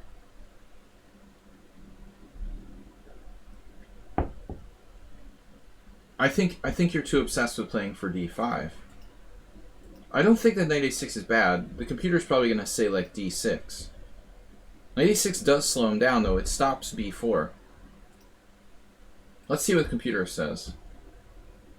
a5, as I said, like the dark square weaknesses may not be that bad. d5 it likes right away. You know, there's something to be said for that. If d5 right away and he takes, you got a good square for your knight on c6. What I don't like what happened in the game is like your knight's on c7 and then you play d5. And now cd5. I'm not sure I like this, you know, versus this, but maybe it's not so bad. I mean, the c file is good for white. Here. That's kind of fancy. I'm pretty afraid of e4, honestly. White's going to have to be careful about that. But I mean, this seems a little more natural, does it not, to play rook a c1? I mean, this could actually play a role, because if you try like e3 or something, you're going to be on his f7. I think this is kind of a fancy move. Very fancy move. Rook f c1, e4. Okay. He just blundered now. Check. So it's just a miscalculation, and he lost the exchange. I mean, you had this positional pawn sack like e3, which wouldn't be as strong if your rook was on f1. But I wasn't counting on black just like winning the exchange for nothing. This was a terrible blunder by white. Yeah, I mean, maybe you should just play e3. It also does open up his bishop. But I don't think I would play your move here. You know, I don't like bishop f5. It looks to me like BD7 is okay. There is that issue. But I suppose he's only going to get himself in more trouble. This knight is really strong, man. And your bishop sucks on f5. I don't think that's a good idea. I have no problem with this. What about e3? I mean, you're up a clear exchange, and this kind of jeopardizes his king's safety. I think that's one way to play it. It's kind of counterintuitive. Bishop d7 is the #1 move. On rook c7, you can sack this. I wasn't sure, though. You know, that's like, what's going on? You have some sneaky threats. Anyway, okay, it's over. We don't really need to go over this more. We did a lot. You're up the exchange. I could see you screwing this up, though. You left him with a strong knight, and it's kind of hard to break through. I don't like the way you did that. You know, I don't like bishop f5. The potential to screw this up is in the position. You've put yourself in a situation where it's hard to break through. I know it's a hyper blitz game or whatever. But, you know, these are practical decisions. You need to avoid doing that. You're lucky that you're winning. Now it's over. Alright, good game. Next! This is Nefedov, who requested no analysis with the computer. That's extra. You have to make a $10 donation last week in order to get no computer analysis. Oh, you did make a $10 donation last week. My bad. Thank you, Nefedov. For no computer analysis, it's extra. It means I have to work harder, not to rely on the computer for all of our analysis. So, guys, please support the stream and subscribe. If you're not a subscriber, please do so, or subscribe to your friends. If you have a friend who likes the game, we need more viewers. It's a very competitive chess streaming world, so I put my heart and soul into taking the game seriously, and it's a small kind of family we have here, and I'm not doing solely chess streaming to make a living, but I appreciate if people donate some bits, something, chocolate cake, whatever, to help me, you know, muddle my way through the next 20 years. All right, this is Reynaldo Duran, no relation to Roberto, and Nefedov. So, I don't even think they're in the same weight class. Little boxing joke. Alright, Nefedov is playing black. I'm going to turn off the engine. What did I just do? Sorry. Alright, Nefedov is black. E4, E5, knight F3. You're welcome, Bijak, for analysis. So, the Scotch. You know what's shocking? I don't really play E4, E5 much, but I've been playing it, as I said, like an offhand, unrated games against random noobs. And the scary thing is that I've been playing knight c6 a lot for the first time, because I used to play the Petrov normally. I know the Petrov better for black, as I seriously... I mean, to be honest, like, since like 20 years ago, I started preparing the Petrov as potentially a weapon. And I played it as recently as last year against Arthur Frolov. I don't bring it out of the freezer very often, but once in a while it's useful to be able to play e4, e5 and surprise people. But lately I started playing knight c6. And the surprising thing for me, all of my life with white I played the Lopez, but the really surprising thing is that like 96.8% of my games, white plays bishop c4. There's like 2% of players who play bishop e5, and like the other moves, you know, you might get knight c3. That's more common against the Petrov. Do I know Artur Frolov? He was kind of a jerk. He like declined my draw for him, drawn rook ending. But I mean, whatever. It's not. I'm not bitter about it. I ended up blundering and like getting tortured after that. But I was kind of angry. I'm very sensitive about people declining my draw offers. We ended up drawing anyway. I played him in 2019, Nefedov here. I can't remember. Maybe he won the tournament? I think he won the tournament. It was an IM tournament. Yeah, I just don't really know him. We just both played. You actually played over the board games with him. Wow. He's a good player, dude. He's a good player. Like, I mean, all seriousness, all bitterness about him declining my draw offer in a drawing position aside, he should be a GM. You know, it's a really strange situation. I mean, I've seen a lot of like weaker players than him get the GM title, and I don't quite understand how the heck the guy was like. He has like a peak rating of like 2485. You know, he's like been close to GM his whole life, and he never got the title. If there's any like proof that there's no corruption like in chess in Ukraine, I mean that guy's it, because how the heck is he not a GM? You know. I mean, he's like this close to GM even at like age 50, and he's still not a GM. But a good player. He's a really good player. He was definitely like lower level GM strength. Yeah, but I was angry because he made me like suffer for like 7 hours. He taught you how to play the Schliemann? That's funny. He was playing yeah, he was playing some good games with White in the Lopez. He played some nice game. He's a classical player, man. I liked seeing his games. Respect for Artur Frolov. Princess Chess just gifted a tier 1 sub to All Blacks. Do I have the same style as Magnus Carlsen? No. You know, my style is very hard to define, because it's always dependent on who you ask. I always tell this joke, All Blacks. If you ask like a great tactician about me, they'll tell you, like, I suck at tactics, but I'm really good strategically. You know, if you turn around and you ask someone who's like really strong positionally about, you know, my style, they'll tell you that I'm extremely weak strategically, but I'm really tricky tactically. So it's just like a question of who you ask. Princess Chess, thanks for the gift sub. But anyway, to make a long story short, I played Frolov last year. It was a Petrov. It was kind of interesting theoretically.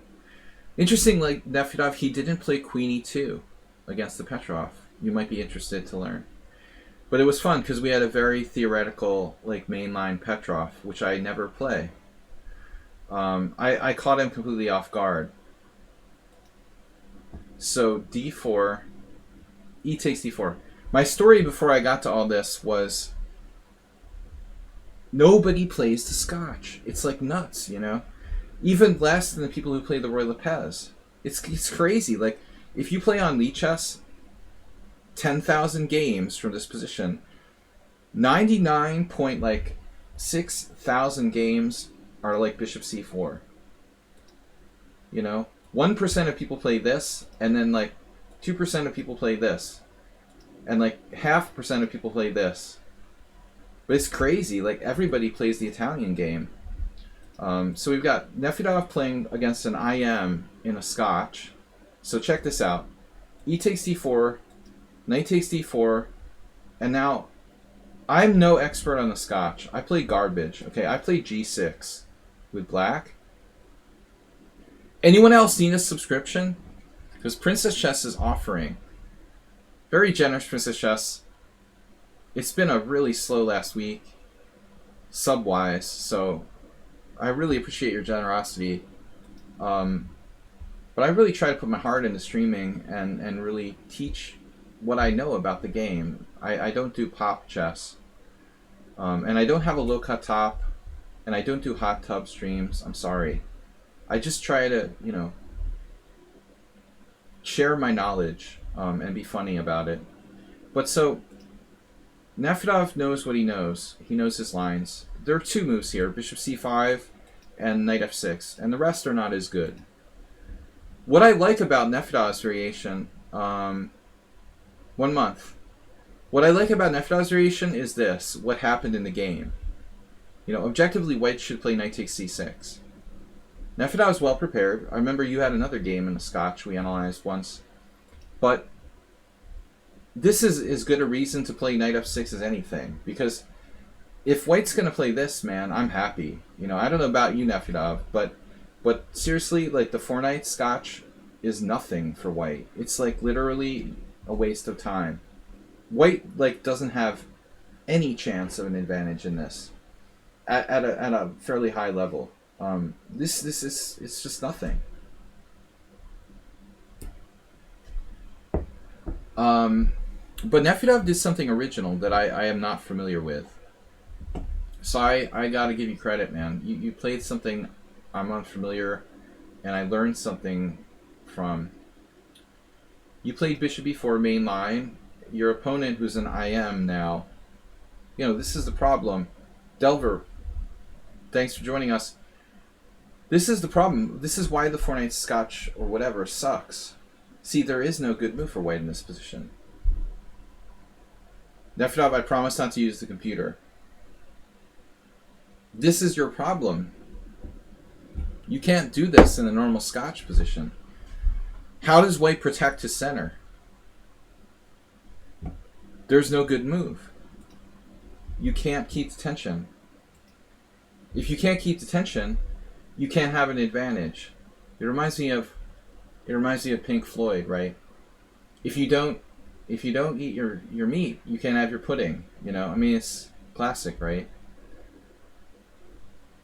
There's no move for white here. He has to give up the center. Feel free to use the engine. No, it's cool. No, I think the statistics prove my point. Check it out. We don't need the engine. B takes c6. 4,400 games. It's 20% wins for white, 20% wins for black, 61% draws. White has no advantage after this. The only chance for white after knight f6 is knight takes c6 immediately. You have to play knight takes c6. All blacks, yeah, I mean, I only ever played the Royal Paz with white myself. It seems like the world is changing in a bad way. B takes c. All we've got is, like, you know, the Italian game and fake news these days, and the Berlin defense. This is where it's at. But Nefedov's prepared for this. Okay, that's the critical line in the Scotch, and I'm not an expert. But to be fair, also bishop c5. Magnus played a lot of knight b3 though.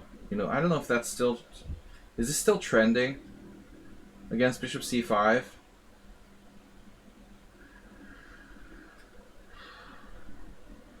The A3 Gunsberg 4 knights variation, first round. I remember there was an Olympics, a chess Olympics a couple years ago, where somebody played it against Caruana. Scottish guy? Can't remember. No, but that's different. You know, this is not a 4 knights move order. This wasn't a 4 knights move order. You know. But his point is A3. Yeah, I mean, there are moves I can play, like bishop e2, whatever. Somebody played that. It was that against Caruana. Maybe bishop e2 or a3. I can't remember. But that's another argument. But, I mean, that's something else. That's really a different question.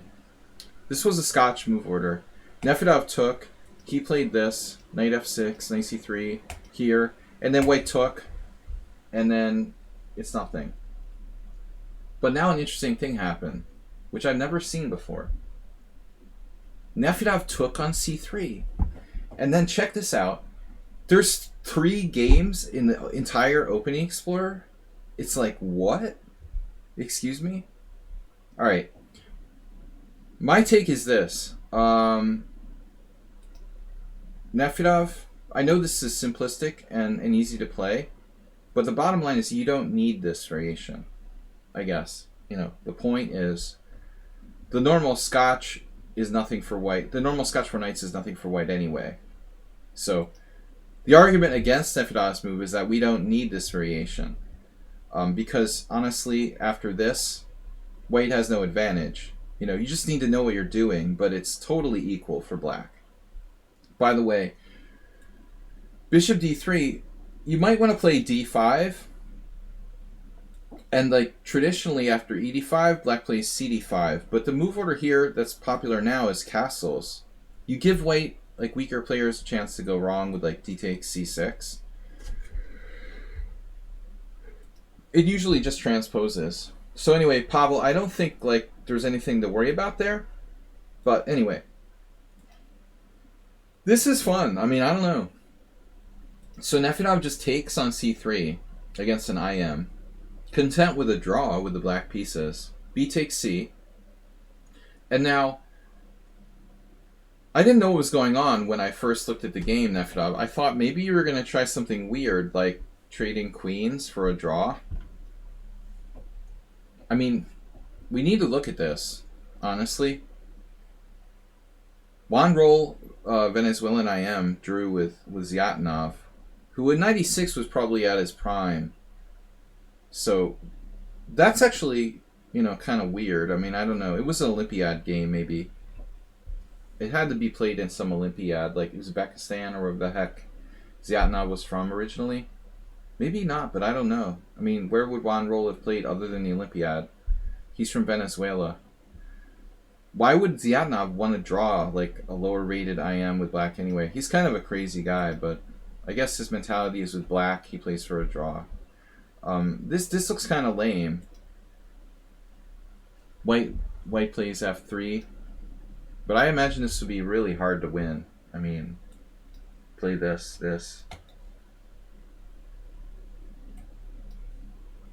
Yeah, it's draw city, man.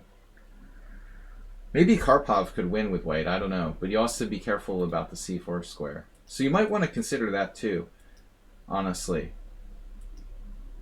Maybe white can play for a win with a different move. How about queen e2? Is that possible?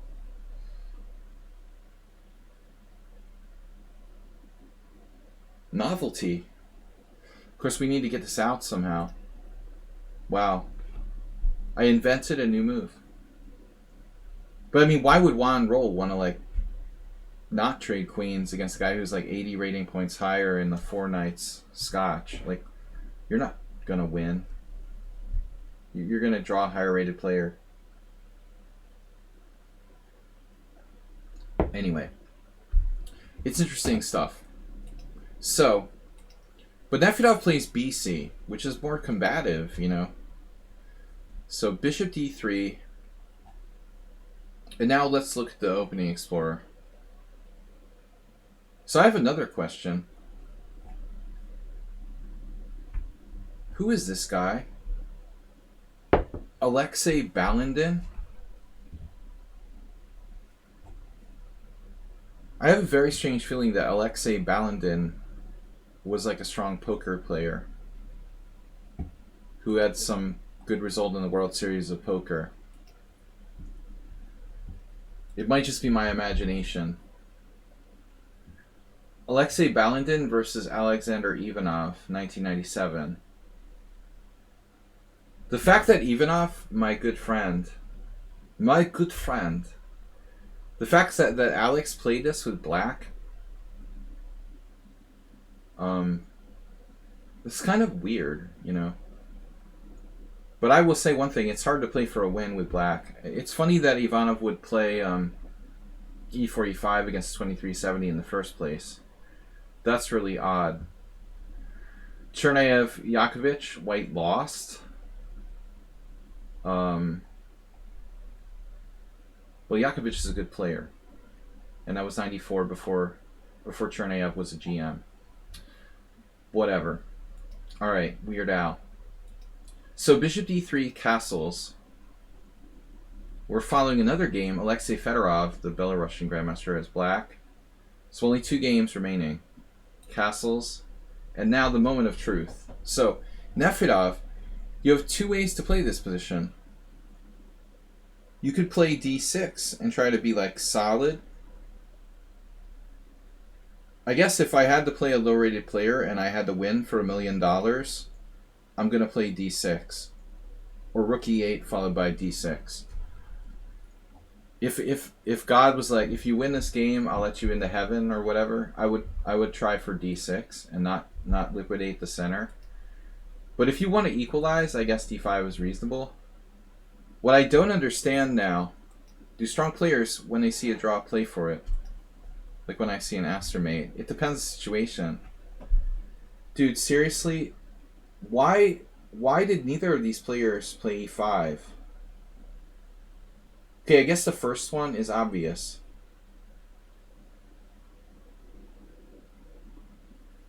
I mean, white might be better here. He's got the two bishops, and it doesn't seem like these pawns are easy to attack. I kind of gravitate toward d6, you know, to be honest with you. But the biggest question is, like, how could nobody play e5 now? I mean, this is kind of an important move, isn't it? I turned on the engine. Sorry, I didn't mean to do that. Sorry, Nefedov. We promised no engine. I can't help myself. So d5, e5 is critical. And I understand why Vladimir Ivanovich, whoever that is, 2400 draws with a 2600. Of course he wants a draw, so he takes here. But why would Ol not play e5? He was only 2400 at the time. Okay, that answers that question. So Ol was 2400 at the time. He was young and he was playing an established grandmaster or strong player. Alright, answers all our questions. So basically, like, nobody was really, like, playing for a win necessarily ever in this position until Nefedov's opponent. Everyone else is like the weaker player. But now we see the stronger player playing with white, and he doesn't play e5. There's one game from 1986. And I don't know who this guy is. But Ham for free, thanks for subscribing. Our first self-sub today. Very generous, thank you. 97 looks really passive. So this is the critical test. We'll let Nefedov, you know, come back next week or next month or next year with his next game, you know, where someone plays e5 against him. But this is the critical test. I think that's a good question. You know, white needs to play that move. And it's really a big question what's happening. But after this, white's only a tiny bit better. Okay, it's more of a like typical move for the 4-knight Scotch. You know, the guy's going to get his like normal formation with the bishop on g5. That's why he played it. You know, ed5, cd5, bishop g5. So we actually transposed to a line. I didn't realize that. The other reason why these players do it is because they recognize the transposition to a position they maybe studied before. h6, bishop h4. Oh my god. Nefedov, why don't you play moves like that against me? You don't do things like that against me. Though I did notice, and I noted recently, Nefedov got more aggressive. Recently. He was always, you know, I wouldn't call him a passive player. Ever. But he was like very controlled. You know, I would say he's a controlled player. But he plays fast, and he's fast and loose now, like g5. I see no reason to do that. You know, you don't start drinking vodka when you're from the Ukraine. You're just born with it. Just sounds like a good quote. Famous Ukrainian writer said that. No, I don't know. You're born with it in your blood. But no, seriously. No, Nefedov drinks beer. He drinks good Czech beer. No, Belgian beer. No, what are we going to do here? By the way, like, we should note, like, standard Scotch procedure would call for something like, well, I don't know. Let's just, for argument's sake, like, say rook b8. Here's a game. Queen f3. The point in the Scotch is this is not a problem. We don't care if you give me doubled isolated pawns. Even if white had perfect structure on the queen side, It doesn't matter. It's not a big deal. You know, even this is like take, draw. Okay, draw. It's a draw, man. It's a big fat draw. Computer says white is better after queen d5, 0.4. I looked at this, honestly. I said I wouldn't turn on the engine, sorry. Well, bot vodka with beer is good, in my experience. Larry Christensen, an old friend of mine, a grandmaster from the US, he got me into drinking whiskey and beer at the same time. But I find vodka a little bit safer. Vodka is a clear alcohol. It's less dangerous than whiskey in a respect. I don't puke as much, as easily with vodka.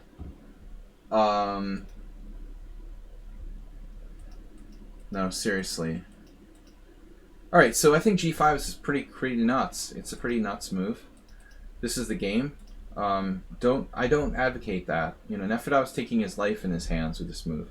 I mean, what are you going to do when the guy like opens up your dark squares with f4, h4? You better have something in mind, like right now. So he does. He plays this. This is the point. He's like, well, I'm going to try to get his dark square bishop. It's okay.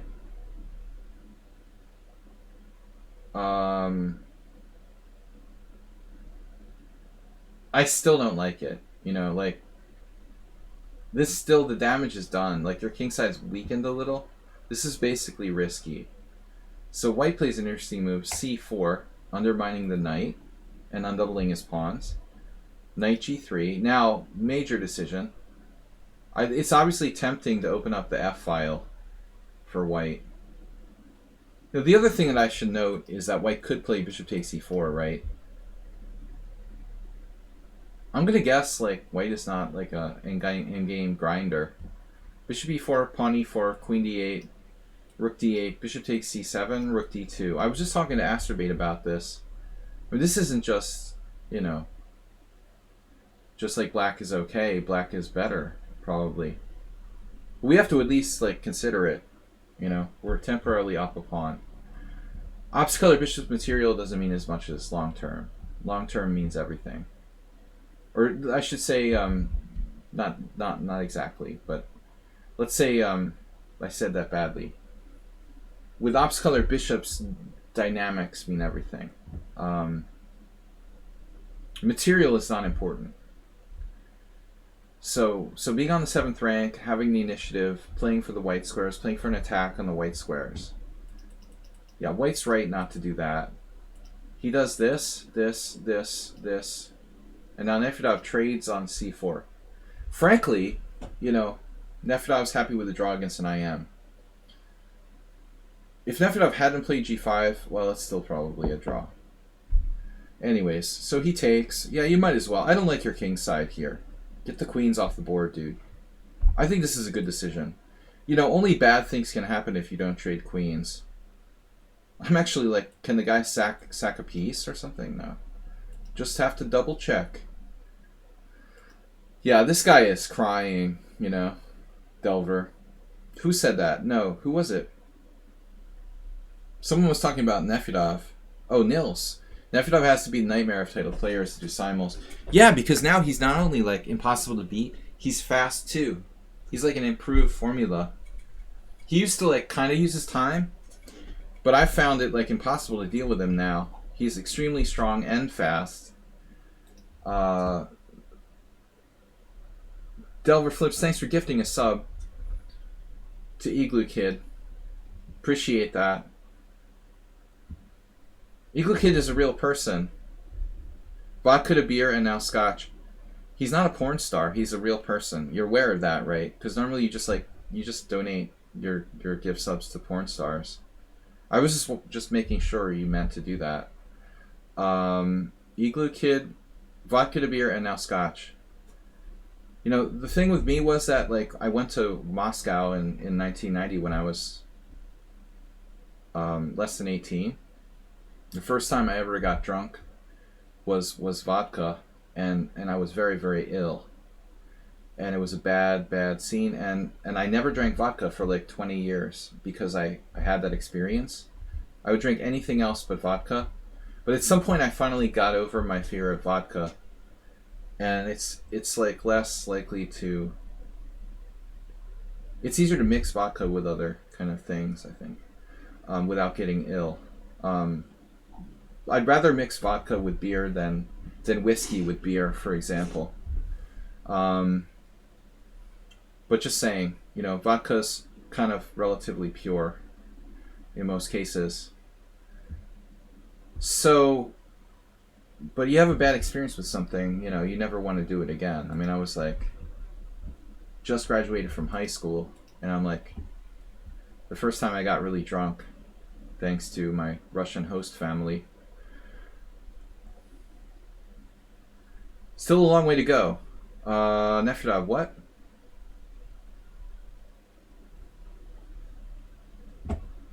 Alright, anyway. It's a draw, man. This is a draw. The queens are coming off the board. I don't like your queen being on the board. You can't leave the queens on the board. I mean, if you're Magnus Carlsen, maybe you play queen f6, right? But I mean, to be honest, like, who's playing for a win here?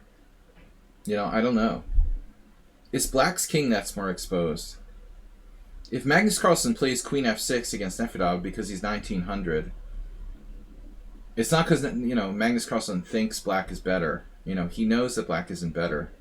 He knows he should trade queens, but he's going to do it anyway because it's his only conceivable way to win. But Nefedov doesn't have that problem. He's not Magnus Carlsen.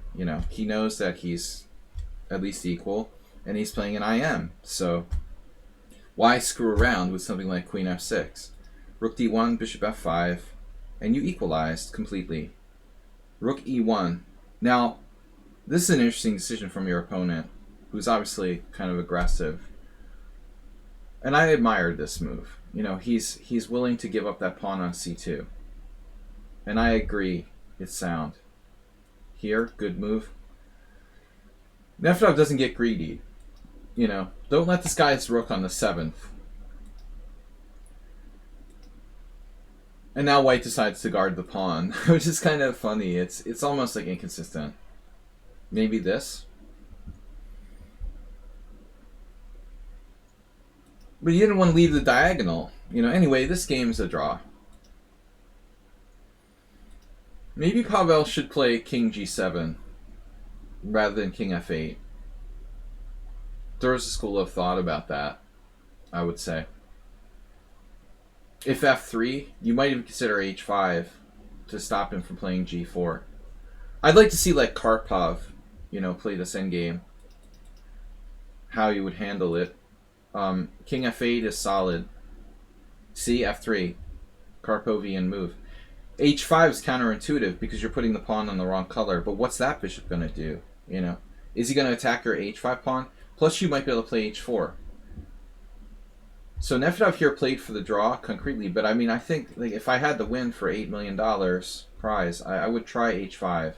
You stop g4, and there's potential to play h4 later. And like a bumbling idiot might even lose with white somehow. I don't know that he can exploit that pawn because you can always protect it with bishop g6. I think that you got to play h5. But a draw is a draw. Interesting, Nefedov didn't go for the Hoover variation with rook e8. I don't know why. I mean, this is fine. It's a draw. Draw is draw. If anything, white's worse because he has a bunch of pawns on white squares. I mean, it's not really good. He's probably not going to lose, but it's not to his advantage to have pawns on the wrong color. So Nefedov played this. This is aggressive. He's trying to come down with rook d2. Yeah, the guy's in time pressure. I just looked at the clock. So Nefedov, maybe you're right, though. I don't know. I mean, I don't think you're going to win his pawns because they're on white squares. I still would have played h5. Nefedov's trying to win on time. Bishop g6. Here, here, here. And then trade. Now, every single pawn is on the wrong color for white. And Nefedov can play f6. But we need to get our king to the center. Unfortunately, white's king is getting into the center faster, but you do have c5. I can't believe this is a win for black. It's just too symmetrical. That's it, though. It doesn't matter. Like, if he plays king d4, you play c5 check. So there's no sense in him going there. c3, and now f5 with like a trick to get him to play bishop c2. Yeah, but I mean theoretically black's better, right? You should play king c5, and then you're gonna play f6, and then you're gonna like finagle this over here to like bishop e5, and then threaten to go down there. Well, you gotta be careful about king e4, king f5. That's one problem. Maybe it's not so easy. If Nefedov tries to get aggressive with his bishop, the guy could start walking into f5 with his king. That's a major downside of king c5. So I don't know. It's got to be a draw, man. You know, objectively. Now you have the more outside alignment. The guy fixes his pawn in the wrong color, but he wants to make sure Nefedov can't play like h4 or something. Yeah, I'm not sure I like g4, but he didn't want to allow that. It's probably a draw. You just don't have enough to win.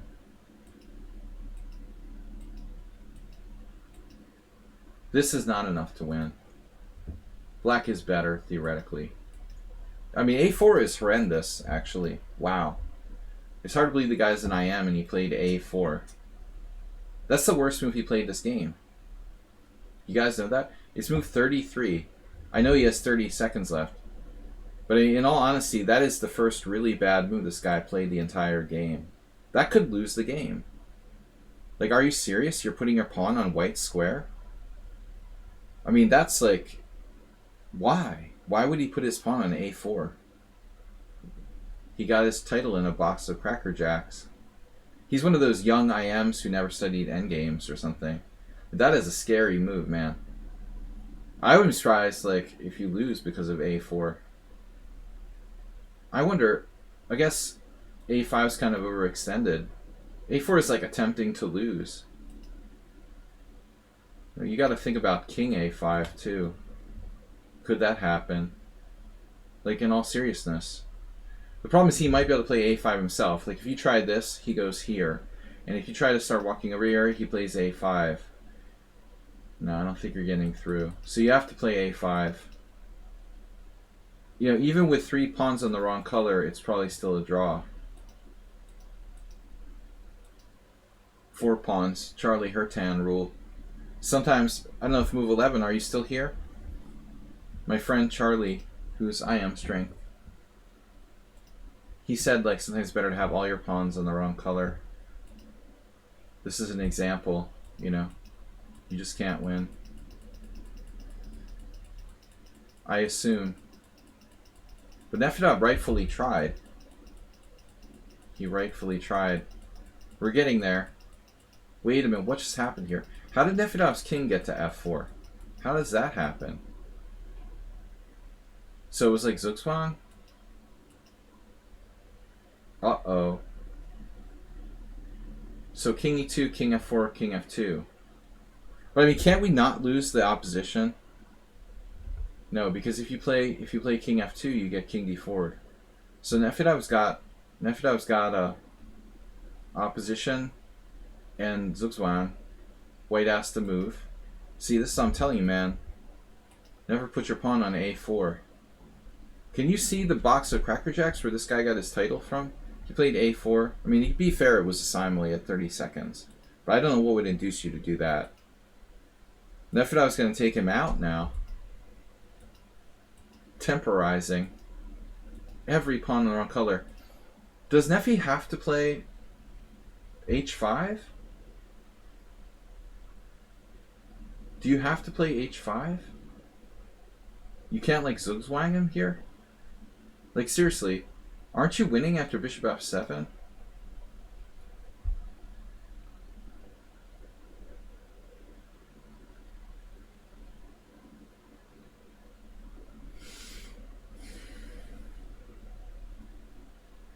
You're not allowed to submit games this complicated in endgames.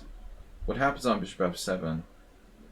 Can we like maneuver over here to like b7? Bishop b5, bishop e6, bishop a6, bishop d7, bishop e5. Problem is we can't get our bishop to this diagonal. It's crazy.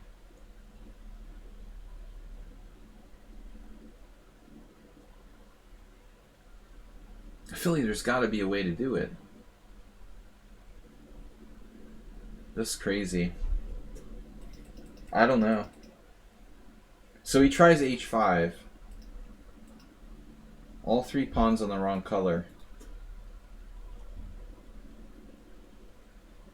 But I mean, I don't know how you can win. You need to transfer to attack that f3 pawn. You finally did it. Oh, you had bishop d1, winning a pawn immediately. It doesn't win a pawn. Damn. I thought you were winning a pawn. So you temporized. He moved his king. And then you go there. But what about... damn.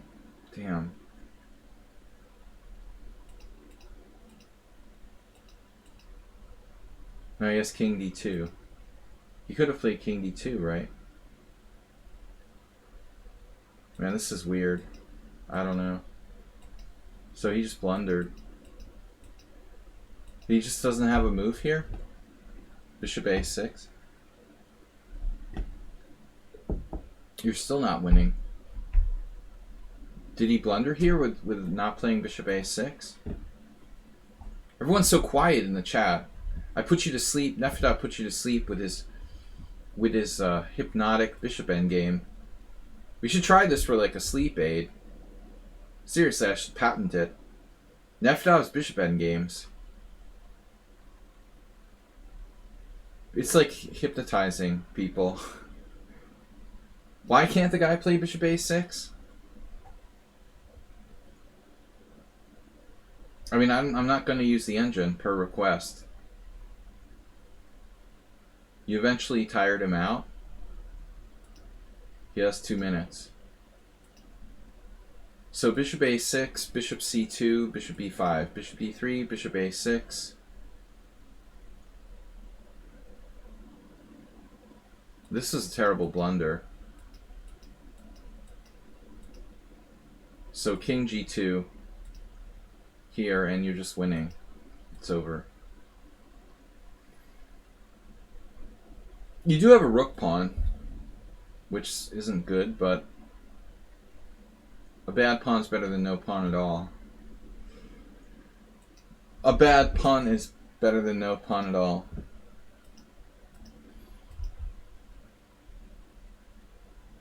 I mean, the king and pawn game might be winning, right? Bishop e5, you're in the box. Could get a little dicey. Take, take. Where do you go? Take, take, king e5, king e3, a4, king d3, a3, king c3, a2, king d6, king b2, king c7, king a2, king b6, king b3, king b5. That's a win. This is a win, man. Take, take. Yeah, you have to be in the square of the pawn. We've been doing a lot of king and pawn games lately. I mean, you're inside the square of the pawn, only move. Now white comes like up here. Then you play a4. And he has to be in the square of the pawn. Very deep math, you know, so king d3. And then you just draw him away. He goes over. You draw him away. Wow, wow, wow. Oh my god. I thought a2 was winning. What? a2, king b2. I miscounted. King here. I miscounted. Nice. I miscounted. Holy crap. Yeah, that's tough. I miscounted it. Wow. You had to play c4. Holy crap. a3. Maybe did I say a different order of moves originally? Did I say king d6? Did I say king d6? Maybe I did. So let's do king d6. King c4. Yeah, this is better. King c7. King c3. Yeah, this is tricky though. King here. This is easy. So you should just exchange there. But he wasn't sure. Probably in time pressure, Nefedov had 29 seconds to calculate the king and pawn in game. Yeah, you're winning. No criticism there. Why trade bishops? Don't take a risk. And it's over.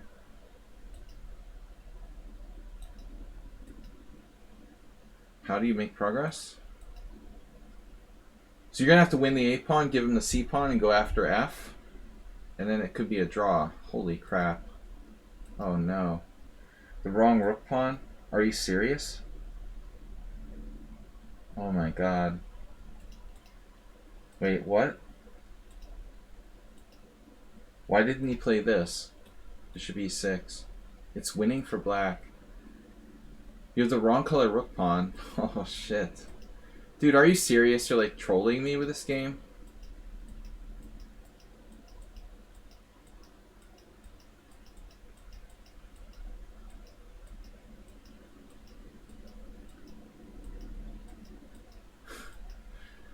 Oh man, I don't know. Yeah, you could have won the king and pawn in game. You gotta troll him. Anyway, guys, it's getting late, so I'm done for tonight. No, I'm just kidding. All right, we've still got a couple games left. Nefedov, fun game. A little too long, a little on the long side, buddy. But I'm not one to criticize. Repun versus Tranquilizer. Oh man, I hope Levente forgives me for this. Yeah, you see, Tranquilizer's willing to play 3-0. I don't do that, man. He's not really a blitz player either, to be fair. Vito Levente is a great player. He has my utmost respect. But he is not, you know, and the older I get, the more I never used to think of myself this way, but the older I get, the less I know. No, that was what my mom said. The older I get, the less I guess I'm a blitz player. I never considered myself like better at blitz or rapid or anything. I wasn't a specialist. But Vito Levente is a great player. You know, he was like 26. He's got a peak rating of over 26.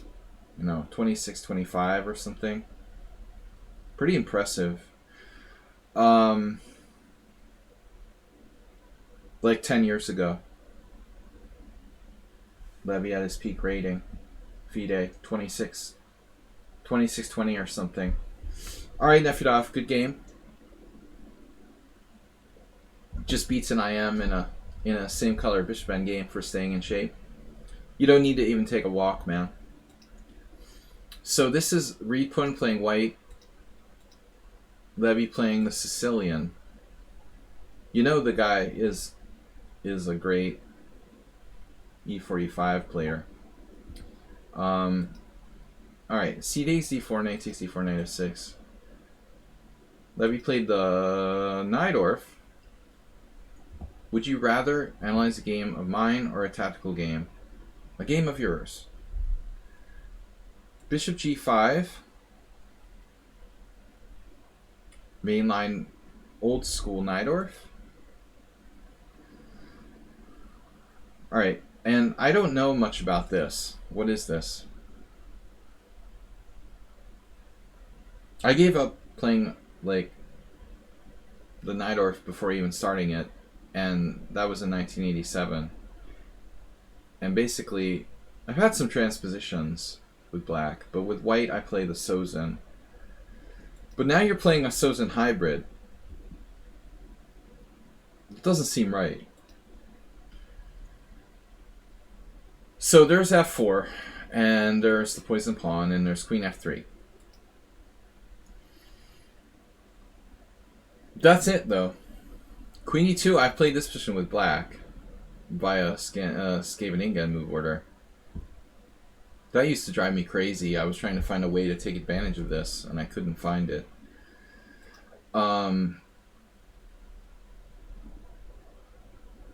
Yep.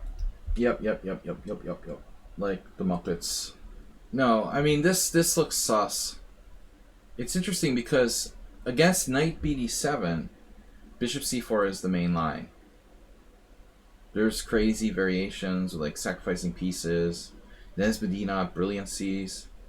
Nepomniachtchi Dignaran had a bunch of games, or it's all like maybe a double in there. But this is not common. It's inferior. And now you play queen e2. It's like my teammate has a game with white. He's out of his mind. The first game in the database is like my Budapest team championship teammate. He's higher rated than me. It's crazy. He's totally psychotic. I mean, chess-wise, he's a good guy, but he plays like the most unsound stuff I've ever seen. This is a really dubious. Just to even play like the white side of the Sicilian for him. He's normally playing like, I don't know, move 2 gambits. You know, to play like an open Sicilian against a lichess is really dumb. Yeah, this is just not good. You have to watch constantly for knight takes e4 sacrifices. So I would imagine like h6 here for black, and you're already like in trouble. What are you gonna do after h6? What does white do after h6? Bishop f6 is bad. Bishop f4 loses a piece. Bishop e3 allows. Maybe bishop e3 is playable. h6, bishop e3. No, you've got now knight g4. And there's nowhere to go. Like, there's nowhere to go. This has got to be the move, dude. Some random game from 2000. I don't understand. Like, why is this? What is happening here? Why is this okay for white? If bishop h4, you get wailed on with knight takes e4, right? This has to be good for black.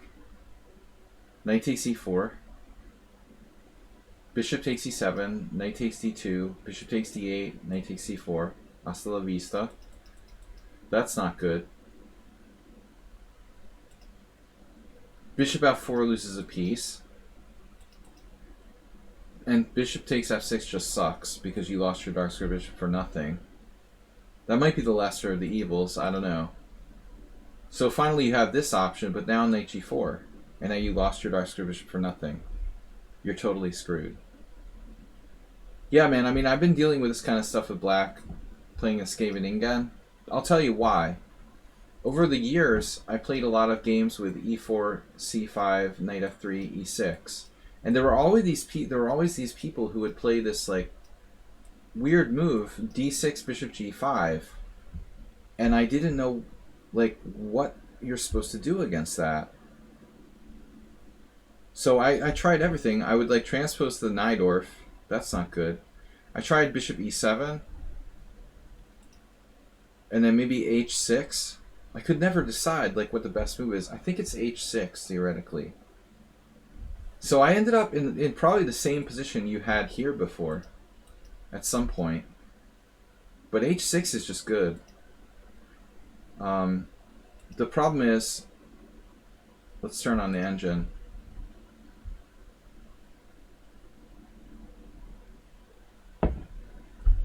Black has 3 good moves. Surprisingly, even castles is good. You know, b5 also looks good, because what are you going to do? This is what a lichess did against Pro Rock, my teammate. White's just like absurd. What is White doing? White doesn't have a clue what he's doing. He's like making up moves. This is horrible. Michael Hoffman, another good player, who's a friend of mine, with black, from Germany. He's a GM too. b5 is strong. h6 is winning your bishop pair for nothing. But Levy played queen c7. It's not the best move. He's not a Najdorf player, you know. He doesn't. It's not in his blood. The thing is, like, that's like me playing, I don't know, e4, e5. I'm a really lifetime Sicilian player, and Tranquilizer is lifetime, you know, e4, e5 player. He plays other stuff, but Pierce, right? But, you know, it's not in your blood. Queen c7 is just a move. Bishop e3, b5.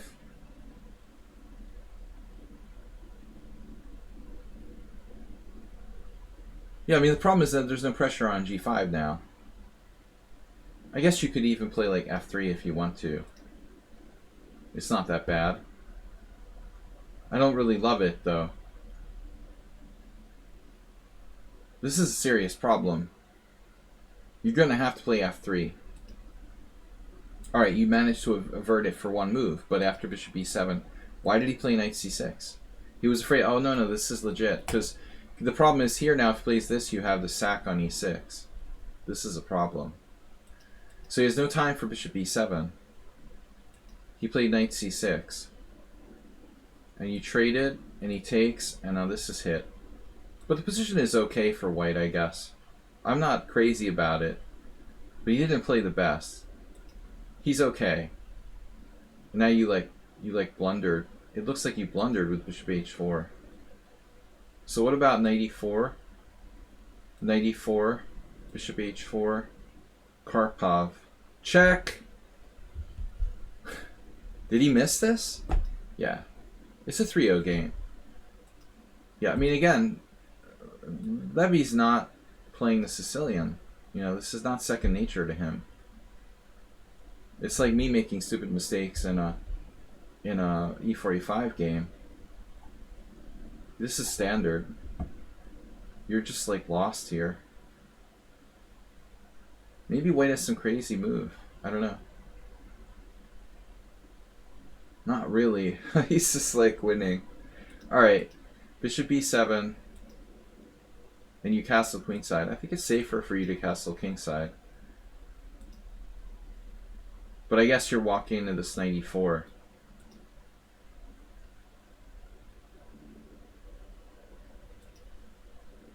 He doesn't have it now.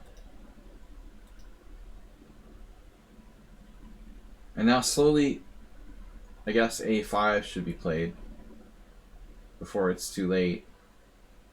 He has to do something fast here.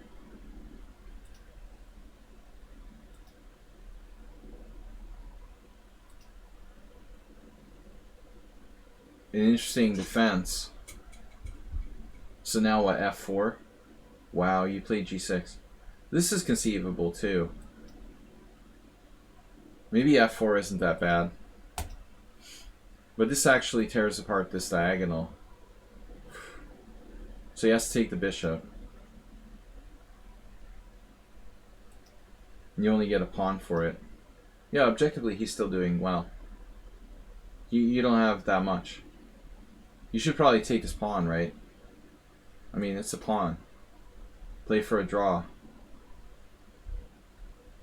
Yeah, the bishop is problematic against the pawn there. Not ideal. You know, I mean, that's why, you know, he's not looking for this. You know what I mean? He's not a Sicilian player. Like, I'm not an e4, e5 player. I've spent, you know, hours looking at these sort of, like, knight takes e4 tricks, trying to make them work in the past. But it was a fast game. You know, we shouldn't overanalyze it. White played too quickly, and then he finally took the pawn. Black's alright now. Black's better. I mean, he's got a good ending. 2 bishops. You played too quickly with g6. I think you actually have a good game. If you really want to be critical of White's play, it looks like you have a good game here. And he plays passively with rook e8.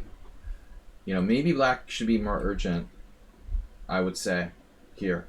I would be, like, pooping myself. Because White's attack is pretty fast, you know, to be perfectly frank. I mean, even g5, you know, immediately like you played it, or rook g1.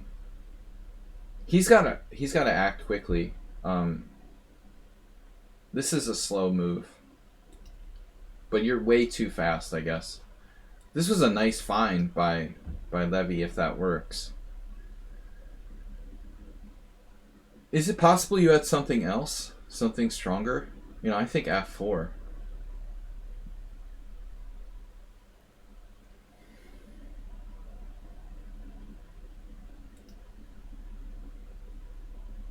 The other possibility is knight d5. Am I nuts? I'm probably crazy to suggest this, but just want to make sure. There's nothing here.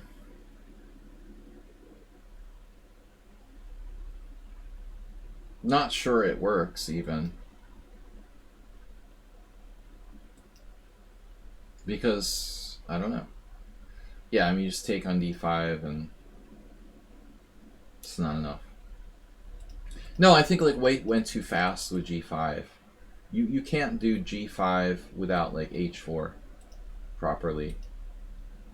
You could try maybe rook g1 or f4 now.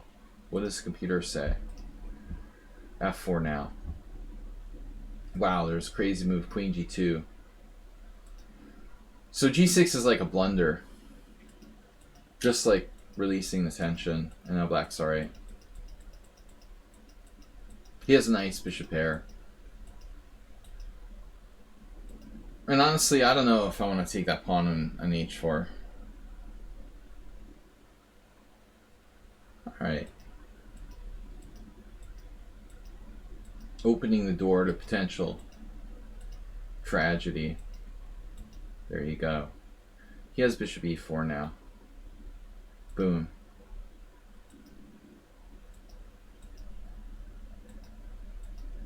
It's not enough.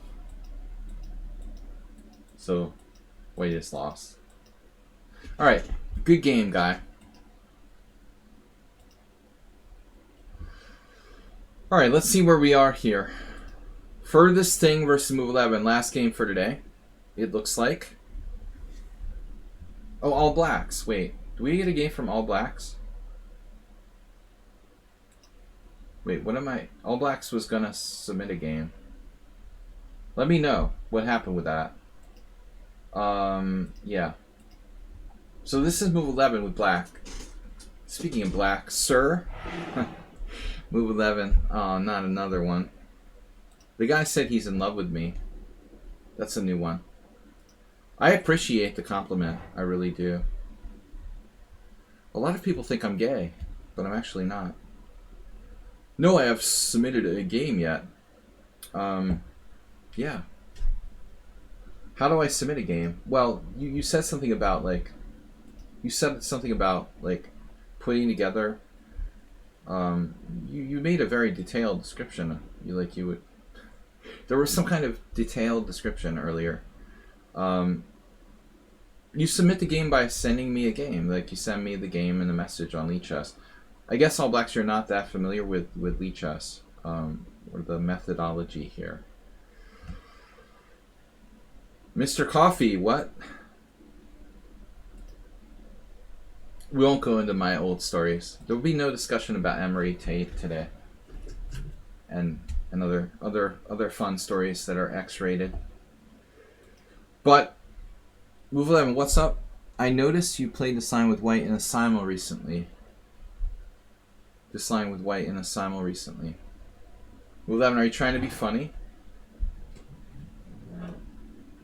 Yeah, now I understand. That's a really weird coincidence because I thought that was you. Now that you remind me, it was like 2 weeks ago. And I thought that, yeah, that's really weird. Ironically, like Move 11 has a secret Smurf account, but it wasn't that one. It was a different one. So somebody like stole your opening, Move 11, and secretly played it against played with a new Smurf account. Are you serious? That's why I was so convinced you were Carol Dorset or whatever the name is. Plus it was like a thoughtful sort of like literary connection. Mr. Coffee, didn't you look it up? Sybil Dorset? Did you do like a Wikipedia? We thought it was you. It was well thought out. I don't know if I can tell my X-rated stories on Twitch. I mean, if this was like in real life, sitting around the fireplace, the X-rated stories can fly, but yeah, not on the Twitch stream. We keep it to like PG-16 or whatever here. But I've had some interesting experiences. Yeah. You see, that's why you don't want to watch like a newbie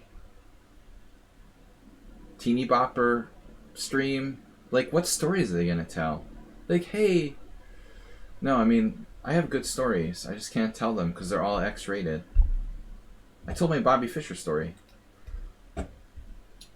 No, my Magnus Carlsen story. Though they're not X-rated. But you've all heard those before. No, seriously. The best stories are X-rated. Oh, now you definitely need to come to the US. Mr. Coffee likes stories. There was my New York Open Emery Tate story. But I don't feel right about telling stories about people who passed away. That doesn't seem right. Although on the other hand, you know, I'll just save it for my book. Better to tell it in a book. Alright, what are we gonna do here? No, there was nothing that strange, really. It's just all smoke and mirrors. Yeah, so Sybil Dorset, move 11. The Book of Chess Lord by Edward Winter or Gollenbeck. A good question. I know the Treasury of Chess Lore. Asterbait has that too. It's a great idea. Treasury of Modern Chess Lore. Does Gollenbeck mean pigeon? In Hungarian, Gollum is pigeon. I always wondered. It must be like Czech. Gollenbeck must be like a Czech version of some Hungarian word. Maybe there's a connection. Gollenbeck isn't Hungarian at all. It's like it's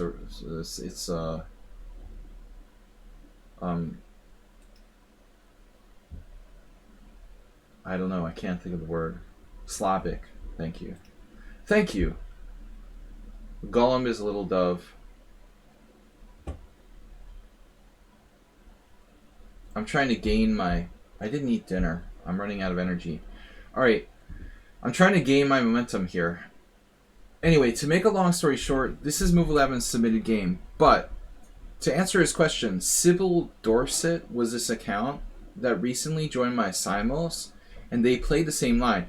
Now, what is the chance that someone plays exactly this variation against me if it's not you? So, my latest suspicion was that it was Uber Driver. Uber Driver was the only other player who fit the sort of profile for Sybil Dorset that had played on my stream previously that's been kind of absent.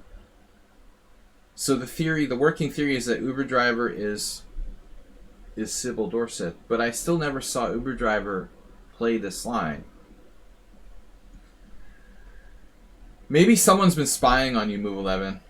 Maybe Sybil Dorset spied on you and stole your opening repertoire. So, we did have a game.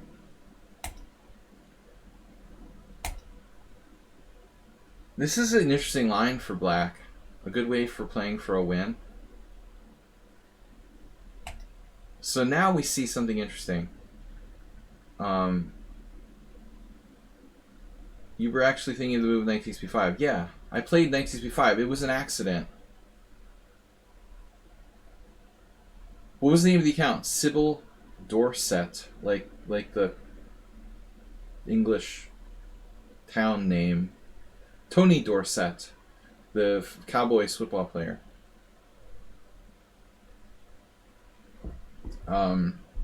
No, it's a story behind it.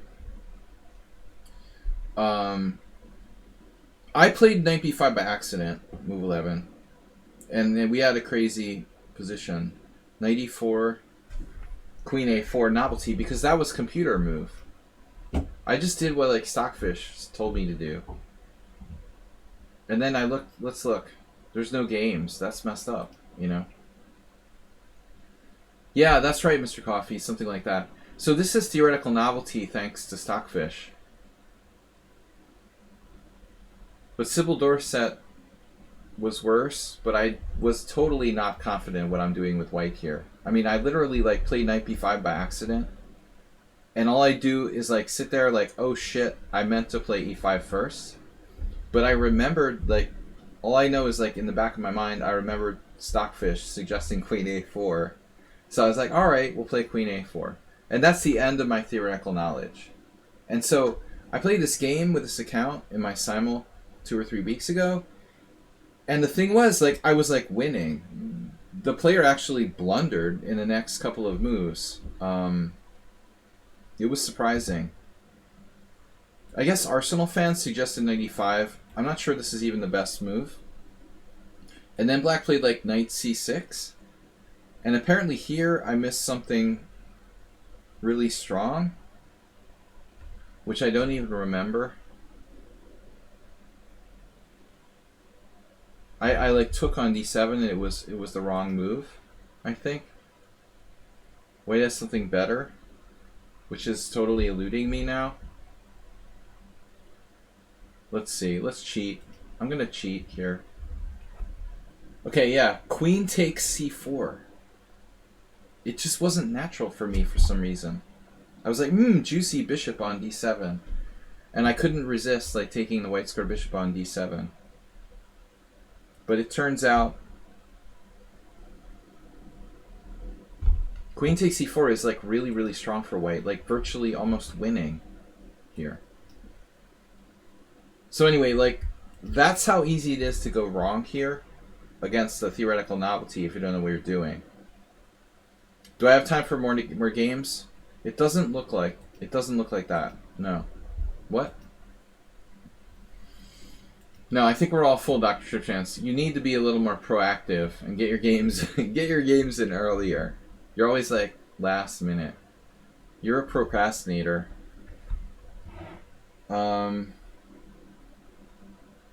Alright. Anyway, let's see what happened. This is a game. I'll tell you guys a secret. Alright. Knight b6. So I remember this variation. The first person I ever heard about playing it was Miles. Like way back like 20 years ago. But it never mattered to me because I really like never encountered it. And I didn't play it with black. So I never really paid attention. But Tony Miles was very innovative. You know, he was the #1 pioneer of the Berlin defense. I'm not sure if people give him credit for that. But I played tournament chess a lot in the 90s, 2000s. I mean, now people are writing books on the Berlin defense and everyone plays it. But I mean, Miles was playing that years ago successfully. This was another innovative line that I think he was early to discover. But funny enough, when I encountered this position the other day against Move 11 in a training game, it started to occur to me, like, why does theory say bishop e2? You know, I don't really understand. I don't like my knight on b5. And then, like, there's 100 games here with bishop e2. And 7 where white played knight c3. What does that tell you? Like, one must be better than the other, right? Turn on the engine. Turn on the engine. I swear to God, like, I did not make the following move based on engine. I just intuitively, like, chose knight c3. I don't like my knight on b5. But I think that most people, the thing is, they're like, oh, my knight's developed on b5. It's developed. I'm not going to retreat it, you know, without a reason. But it's out there, it's like vulnerable. My sense of danger was like, no, I don't like my knight on b5. I'm going to bring it back. There's only a handful of games where people actually played this move. I mean, I guess theoretically, like, you're threatening bishop takes c4 here. But I guess you could play that anyway, right? Come to think of it, wait. Knight b6, bishop c4, knight c4, queen a4. This is a problem. Black has c6. No, there's 2 moves. This is really disturbing, but that's okay. I love this variation. Check this out. This is awesome. Knight c7 check. King e7. I looked at this with the engine like a couple weeks ago. This reminds me when you go to the pizza place and the pizza guy's like, slice. Knight takes c7 check. Oh, everything's okay. Bishop e5. f6. I couldn't make heads or tails of this. But it doesn't look sound. You know, it just doesn't look sound. I mean, it's funny and all, but it looks like there's like a cold refutation of knight c4, queen a4, c6, game over. That's easy enough to see, right? Anyways, no, I think this is counterintuitive, you know. What's your knight gonna do on b5? Like, seriously. Other than retreat? Okay, the argument on the other side is that why retreat unless it's attacked? Alright, fair enough. Game. Bishop e7. Here. The problem, white doesn't have a lot of plans here. The structure is very fixed. It probably transposes move 11 in most cases. But what I found really irritating when I analyzed this was like, how many plans does white have? Like, white has no plans. White has no plans. There's nothing to do. It's amazing like how limited white is in his options really here. The only thing I can think of is like winning the pawn on c4. But it's extremely hard to do. Like, what are you going to do? Knight a3? You're going to put your knight in a3 to try to like win the c4 pawn. If you win the c4 pawn outright, let's just turn off the engine for a minute. Let's just say like white wins the c4 pawn outright. No, even there it might be difficult for white to like win the game. And that's like the best he can do. There's no attack. There's no kingside attack. It's kind of a frustrating line. Look at this. Erdos versus Jeffrey Jean. The other day someone asked me like, why is Jeffrey Jean 2700? I don't know, man. He came out of nowhere, but he's obviously got like very good advice about like openings and stuff. Wojtasek versus Duda. This is a good way to play for a win with black. White can try to force black to play g6 and then use the weak kingside. How do you force black to play g6 without bishop d3, you know? I'm not really understanding.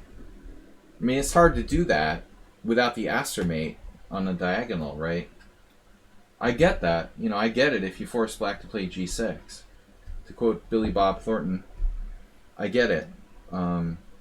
But, you know, it's not easy to... You're going to make the c4 pawn, like, disappear magically? It takes a while. So knight c3, knight e4, knight g5. It queen c2, right? Yeah, no, it takes forever. I like this line for black, move 11. It looks good. Knight c6. And now white played a4. I mean, this is way more fundamental. There's no freaking way I'm playing a4. It looks weakening. What is he? He's going to try to win a pawn? Wow. That's crazy. I mean, he's trying to win a pawn. He's being totally materialistic with a4, a5, trying to pick off your pawn on c4. Okay, the first problem is that you can just play a5, right? Or a6 followed by a5. But actually, there's a point to it. Maybe he intends to play knight a3, and it's defended by the rook, like a Catalan kind of thing. You know, this is maybe not so stupid. Novelty.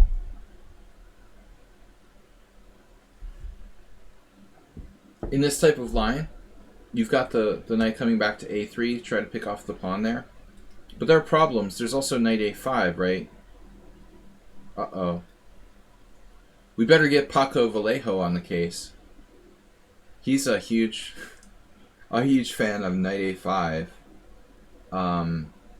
There is that massive hole on b3, which I really don't like.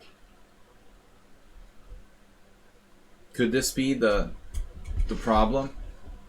There's also other computer moves like bishop a6. Stockfish will probably turn around and say, "Oh, you missed bishop a6." A game I played in a Nimzo 2 weeks ago where I didn't see bishop a6 in this type of position. But knight a5 is classic Queen's Gambit accepted. Yeah, it's a major problem. I wouldn't touch that a-pawn. There's no freaking way. I'm playing this. It's like a... It looks like an advanced Caro-Kann or Queen's Gambit accepted. Mamajar of Caruana. White isn't worse here, I don't think. But look at his score. Check the score. 13% wins for white, 21 for black. What do you think of black's plan to play knight b4, knight d3 sometimes? Well, I think if you could, I guess it's like a Benoni kind of thing. It seems like it's a little bit of a pipe dream, though.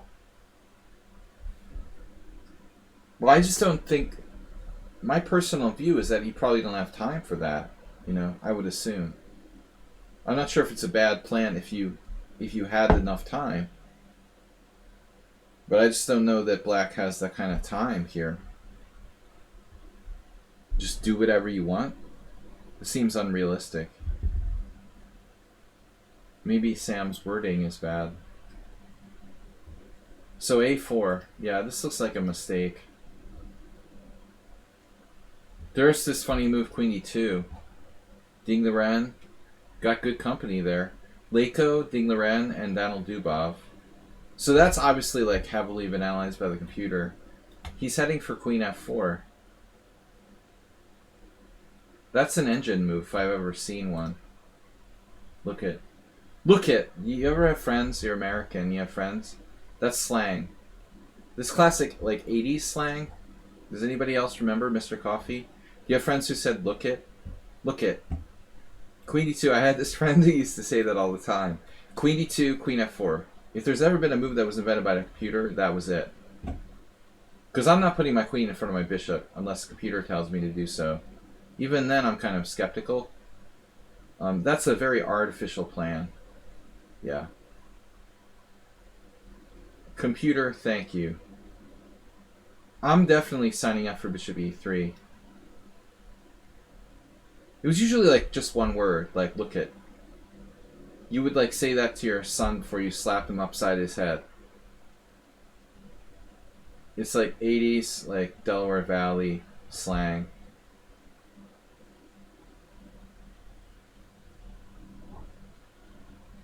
I'm getting funnier by the minute. No, I like reinforcing the center, man. And connecting the rooks on the back rank. That's so fundamental. I like white. Just very slightly after bishop e3. But this looks artificial. Okay, so a4. Now you have a5. These are your options. a5. A6. Knight a5. And bishop a6. You have at least 4 candidate moves in this position. With, you know, preventing a5 and just kind of like indirectly defending that. Hey, what's up? Chidov. You love the chill vibe. Yeah, I just don't have elevator music. I was watching some unnamed female streamer the other day, and she had like this elevator music on her stream. She had like 20 times or 10 times the amount of viewers as me. I guess it wasn't the elevator music that was bringing them in. I don't care, man. I'm not jealous. Whatever. I'll make some money playing poker or something. It's cool. Chess is love. You know, I really love chess. I never started streaming to make money. I'm better than most, you know, the people that you'll see. I'm a stronger player too.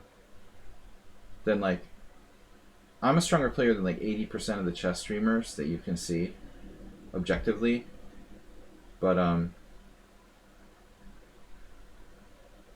I have a better sense of humor too. But no, it's a chill vibe here. Yeah, I agree. So move 11 played a6. I'm curious about this position though. Vallejo would play knight a5. We got a huge hole there. But you got to remember, you're taking your knight off the center when you do this, so it's not without risk. Maybe this is a pipe dream too. Maybe it's wrong. Let me focus my energies again. Your king is in the center of the board. I mean, how strong is a5 as a threat? You're going to be like a pawn down for nothing in a minute.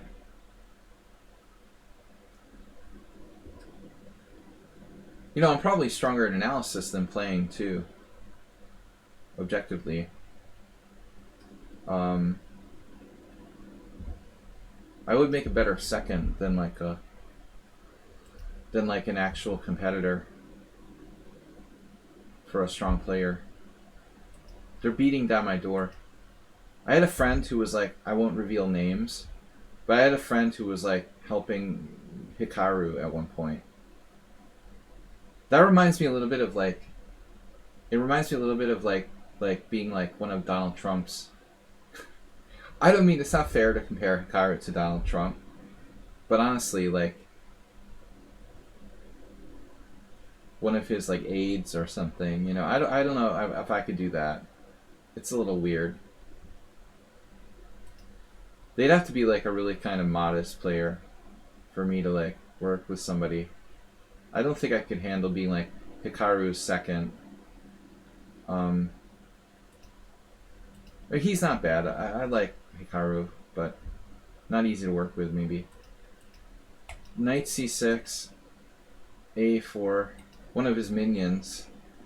You clip the elevator music bit?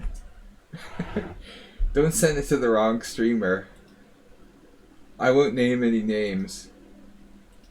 But I'll give you $5 if you guess who it was I was referring to. So a4.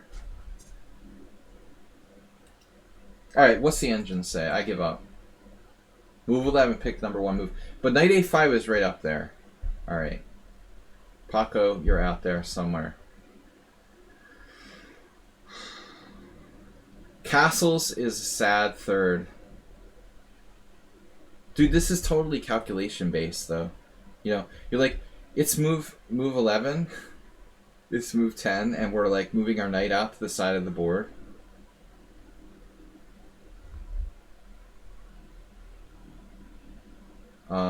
Yeah, I won't make me pay you the $5. I didn't really mean it. Anyway, like the Iranian sanctions in place won't let me send you $5. Sorry, Dr. Tripchance. I would send you the $5 if I wasn't blocked by the sanctions. Believe me. Find any excuse to get out of bets. Guys, all right, we got 20 minutes. We gotta go. So we're enjoying this. Is fun. A4 is an amazing move. Okay, A6. Now and then knight C3. Are you serious? The guy played A4, and it looks like the whole point is to like go here. The guy's freaking hunting your C pawn. Can I ask a question? Like seriously, why would you play A4? Right. The point is to like attack the knight so you can win the C pawn, right, and be up a pawn. No, he didn't play A4 to try to win your C pawn. He just played A4 to like lift his rook to the 3rd rank, or like why? Why is he playing A4? And after A6, he's playing knight C3. I mean, that's a good square for the knight. But let me ask a question. Why did he play A4? Are you just going to play A5? You're going to let him play A5 and roll over? Because that's not happening. Right? He was happy to provoke A6. It's not about provoking A6. It's just dumb.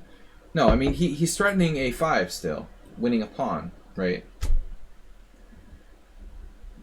But you have a number of moves, like A5 or knight A5, to stop him from advancing. But why didn't he play knight A3? See, this is my question. So now, we get really interesting position. Now you still have knight A5. And then, like, what the heck is going on? It's a problem, isn't it? Like, bishop d2? Problem for who? No, I don't know, actually. Maybe this is stupid for white. What's he gonna do now? Am I missing something? I guess there's nothing there. Knight d2. R2 d2. No, and the d4 pawn's hanging. I mean, I don't... This isn't right. This is crazy. Can somebody tell me what's happening? Computer wants to play bishop takes a3. Why? I'm the same as Stockfish. It's just like I see the moves faster. You know, like... I said knight a5. It's like... First it's like bishop takes a3. No! Stupid. It's not bishop takes a3. Like, that's a dumb move. Like, let's go here. So anyway, whatever. It's not clear. a4 is not a good move. Alright. Move 11. Played a5. You're playing, like, second best moves every move. Alright. Let me get this straight now. Wait a minute. Who is David Gorodetsky? Let me just do a check, a wellness check. Where is everybody? Everybody left?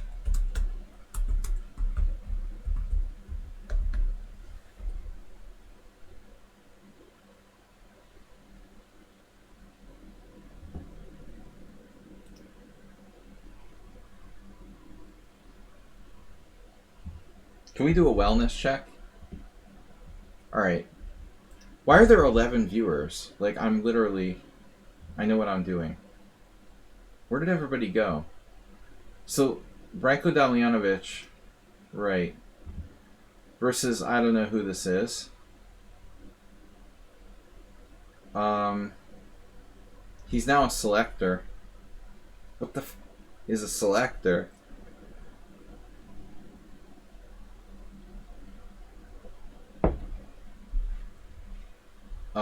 You're still here. We still got All Blacks' game.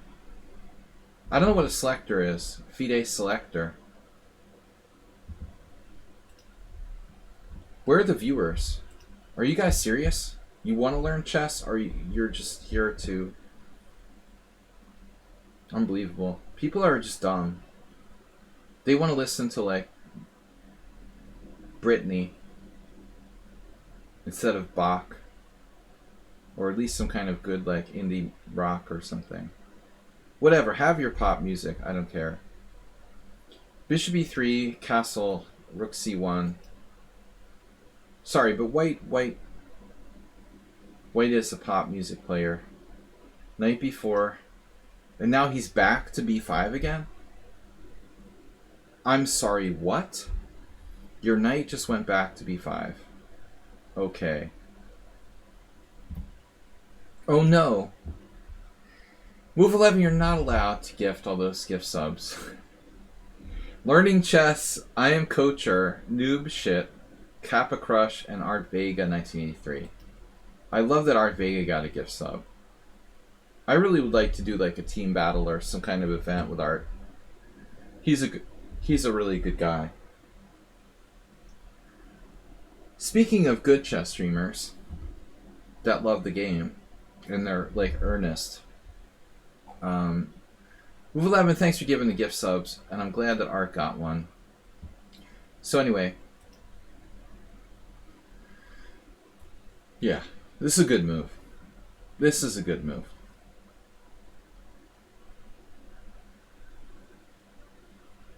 Yeah, I mean, white just doesn't have it going on. And now this is the most insane move ever. Wow. Wow.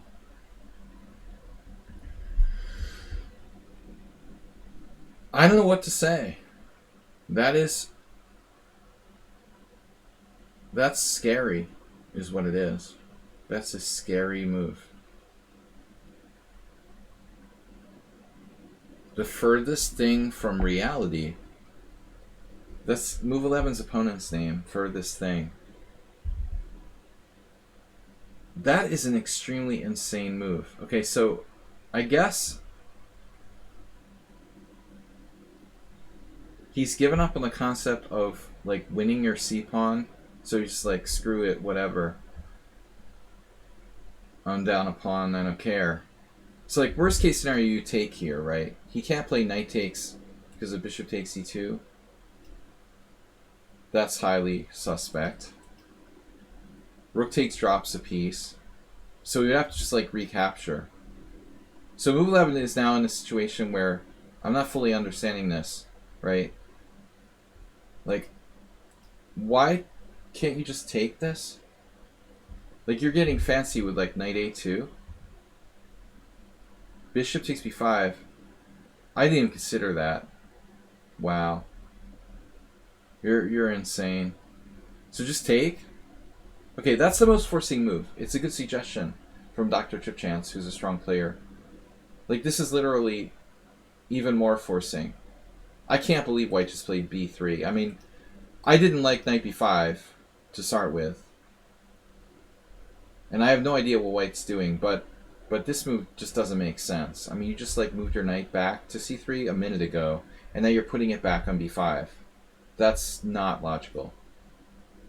Now move 11 develops a piece. White plays b3.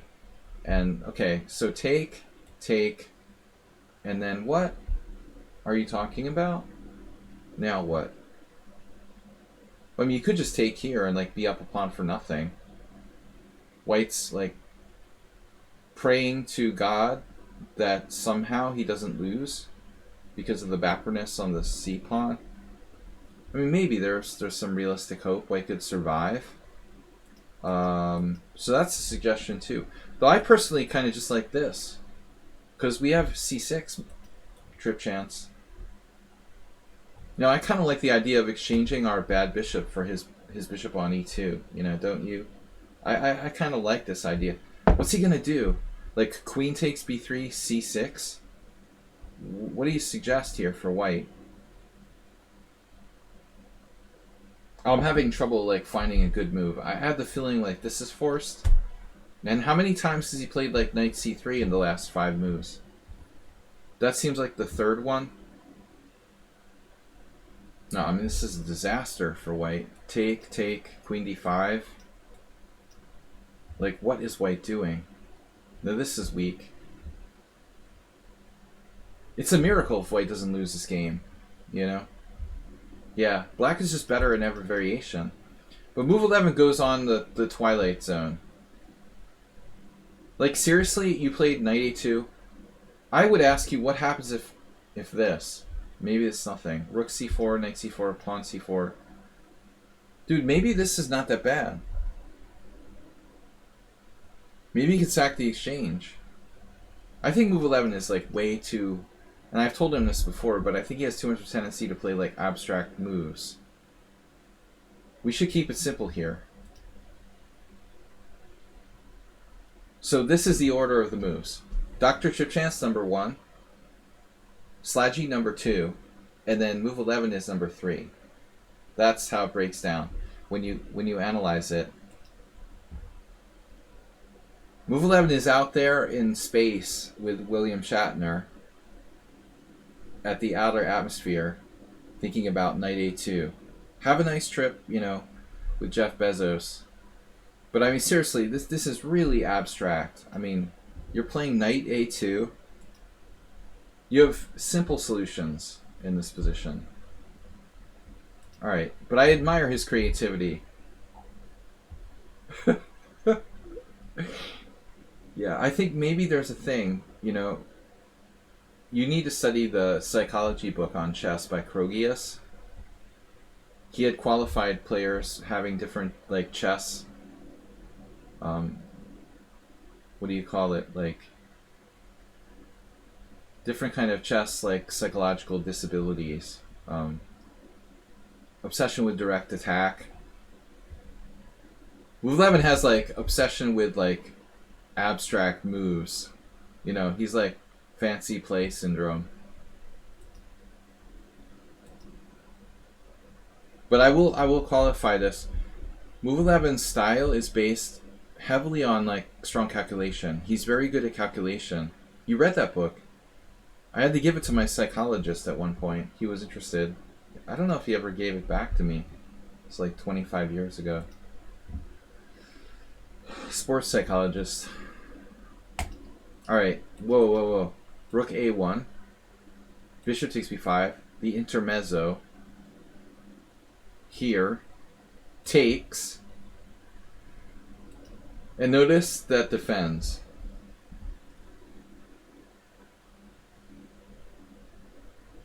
Move 11, like, it took an effort, but you managed to not win material. Like, that's all I can say, man. You've got 14 minutes left. It looked like in every variation you'd be like up material. At least a pawn. But you managed to find like the only line where you don't win material. You just have like equal or maybe better positionally.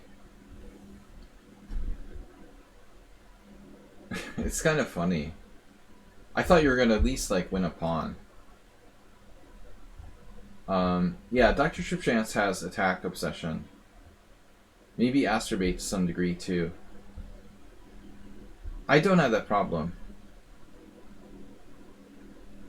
So at the end of the day, we still have our shitty structure with the backward pawn, but he also has compensating backward pawn on d4. But I do like, you know, the fact that that pawn on d4 is really solidly protected. It's not that easy for white to take advantage of this backward pawn on c7. I mean, it's not even under attack by a single piece. Here, squeeze me. Yeah, I mean, this guy's 2300 in what rating system? What was this? Rapid? What was the time control? 1500 plus 15. Was this a classical game? Does this guy know how bishops move? Bishop. Bishop. That's the bishop, man. It moves diagonally. It goes here and it takes the rook. That's, I mean, it's very, like, disappointing. I mean, I thought we'd have an interesting finish. Move 11 plays this, like, refusing to win material. And now white just, like, folds his tent for no reason. I'm very, very deeply disappointed. White could literally play anything. I mean, is he going to lose a4? Is that the problem? Like, rook a1, queen e8 or something? Like, even there you have... White has, like... Sorry. Rook a1, queen e8, or queen d7. Even here he has, like, bishop e5, right? You're clearly better, but I'm not sure you're winning. It's not that easy. The outside pawn looks dangerous. But the guy just, like, folds his tent and loses the exchange for no reason.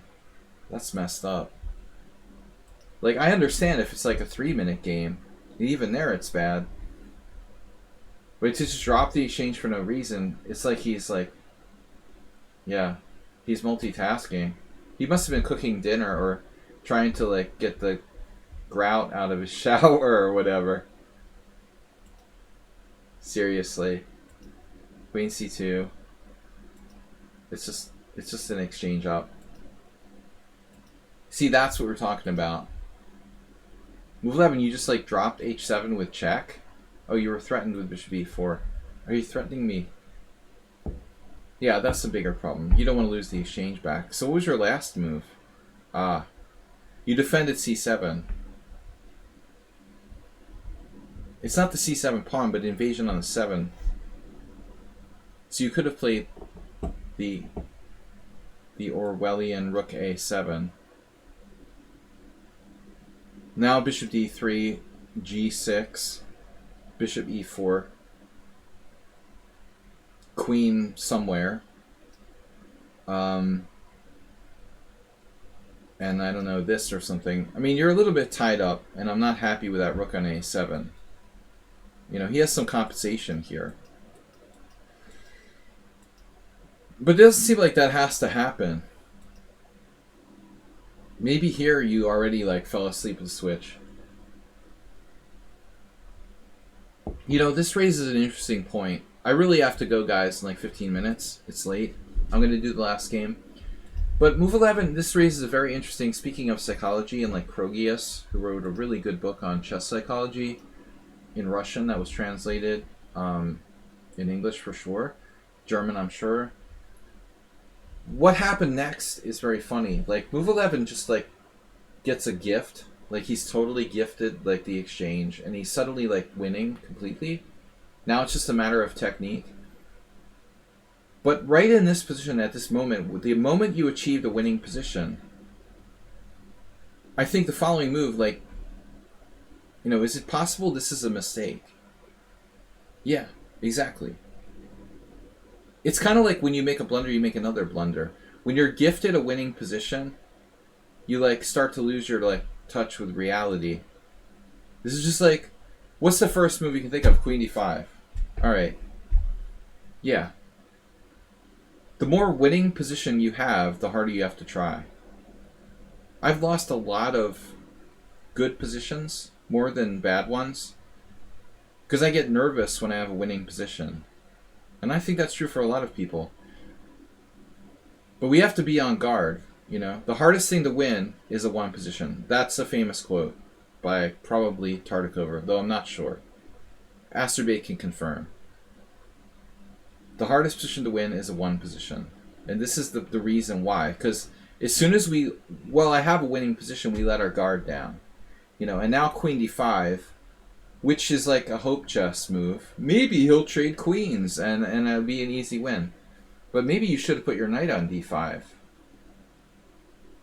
Maybe your knight would, like, wreck his bishop, or, like, go into b4, or would just, like, use an open file. How about using an open file for the black pieces? Since you have 3 heavy pieces, perhaps using an open file would be wise. When you have more heavy pieces than the opponent, like, generally speaking, using an open file is kind of a good idea. All black says when I get nervous, it means I'm not concentrating enough. That's a good observation. And you may want to, like, take, like, antidepressants or something, because if you're not concentrating, you can't play chess well. I would actually recommend going to, like, a sports psychiatrist or something. If there's anything that's preventing you from concentrating, and you're serious about whatever you're doing, you might want to, like, look into getting some kind of medication. Like, I'm personal experience. If you can't concentrate, you can't play chess. That's why I think, like, bullet chess is a waste of time. I mean, whatever. But yeah, very dangerous situation. The moment you think you're winning, you know, or it's won. This is an instinctive, like, move that's based on zero calculation. Actually, move 11 is really good at calculation, and he literally made this move just because it's putting the queen in the middle of the board, offering a trade of queens. You know, hopefully white will exchange. No, he's not going to exchange. G Spites, thank you for the subscription with Twitch Prime. Move 11 earlier gifted 5 gift subs. Appreciate it, guys. It's been kind of a tough time now. Yeah, great psychological point though. This is such a typical mistake. It's like hope chess. I think I'm winning, whatever. If you put the knight on d5, I'll bet you anything that's the best move. Okay, it's third best. But I mentioned the b file. Computer is like rook b8 followed by knight d5. I mean, I'm not surprised. This is such a typical mistake. And now you don't trade queens. Your queen is blocking your knight from his best square, and you have a problem with the freaking c7 pawn. It's a disaster waiting to happen. Wrong rook, maybe. Bang, we lost the pawn. Not really happy about that. King f8 should be considered. You know, suddenly this guy has compensation. Or some compensation. Let me tell you another thing. Your opponent is rated 23-14. And I'll tell you right now, it's not because of his understanding of the opening. And it's not because of his, let's say, perfect play. But, I mean, he's clearly got some skills. And probably, you know, he's a tough fighter. You just blundered an exchange, and he didn't take it? Wow. Dude, look at the move. 2 minutes left. He plays bishop c6. I'd be so happy to win the exchange. No, this is a good move. He saves his a pawn. Bang. And suddenly it's not clear who's better. Well, it's clear, actually. White is better. White's up a pawn. I think you're still okay, though. You have a solid structure. His D pawn isn't that great. This is kind of weak. I wonder if you could play c5. I don't see how it's going to happen, though. This is a little problematic. You played bishop a3. Now what are you going to do about this? Active counterplay. Shit. I'm afraid you're lost here. I mean, I'm seriously considering c5. We gotta calculate if this can work somehow, but you have queen down, maybe rook c8. You gotta figure out if this could possibly work. Takes. Rook c8. Is there any way in hell that works? Then I would play it. You also have to consider the ugly, you know. The ugly moves. c5, queen b3, what? Loses the bishop? What are you talking about? Bishop's not lost. The bishop is not, it's not lost. It's got a place to go, don't worry. h4 here. Wait, I don't understand. a4 is going. Why doesn't he just take on c7? He's afraid of your a pawn. Maybe this is worse than I thought. But I don't know about this. You know, I know he's got an a pawn. I mean, you've got an a pawn. Maybe his stuff is too slow. You're banking everything on that. That's an all-in. Maybe you're fast enough. But I'm surprised White doesn't have at least a draw here. White is winning according to the engine. Wow. Fear of... Yeah, man. I mean, I don't know. It was just intuition, but I don't buy it. You're bluffing with that a pawn.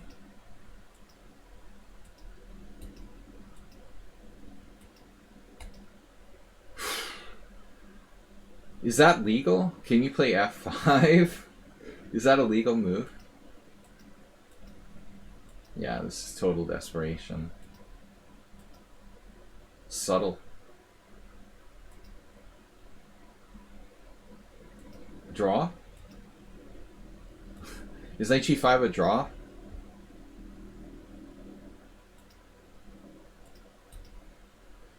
He's asking for mate.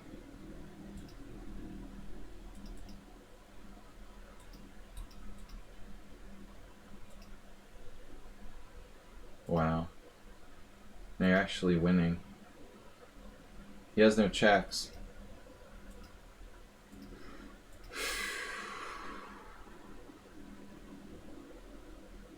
What the heck? But I mean, you have no threat here.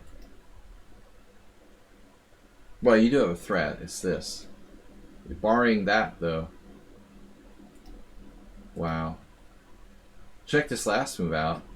What is that? Queen h2? So you can't trade queens and win? For real?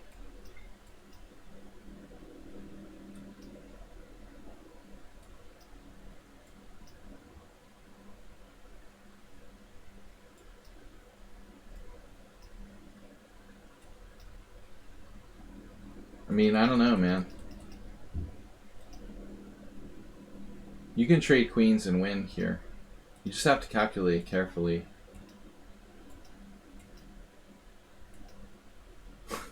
He traded another queen. This is amazing. Oh, I can't watch.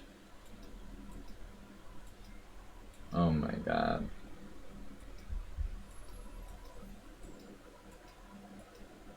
I don't want to know. Something tells me like somebody made a mistake somewhere. I'm not sure.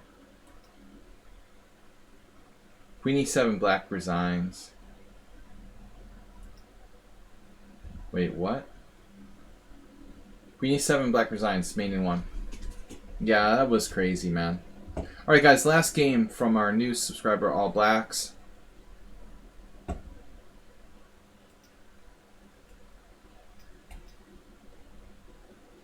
Yeah, I'm gonna try to ignore the.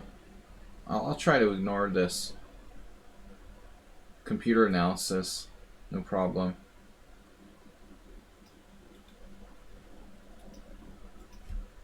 This is from All Blacks. Please work. Yeah, you're white. Alright guys, that was a super long game. But move 11 is a VIP. I mean, not everybody gets VIP analysis. That was VIP analysis. We're having fun. The famous fourth phrase, or as Carsten Mule says, the forced vase. You're pretty funny, man. Alright. We're ready to go. Did I tell you that the London system is banned? This isn't the London system. It's the Jababa, whatever it is. I'm gonna look the other way, you know. I mean, seriously. Was this my game? Oh man, Burr played the system. So my friend Joe, who's an IM, I call him the weed master. Joe smokes too much. He's the one who referred me to this D6. This is a good system. It's a good way to play against the London. So objectively, this is probably one of the best moves, Knight C3. I had a couple of games with one of our subscribers who hasn't been around in ages. What was his name? It'll come to me.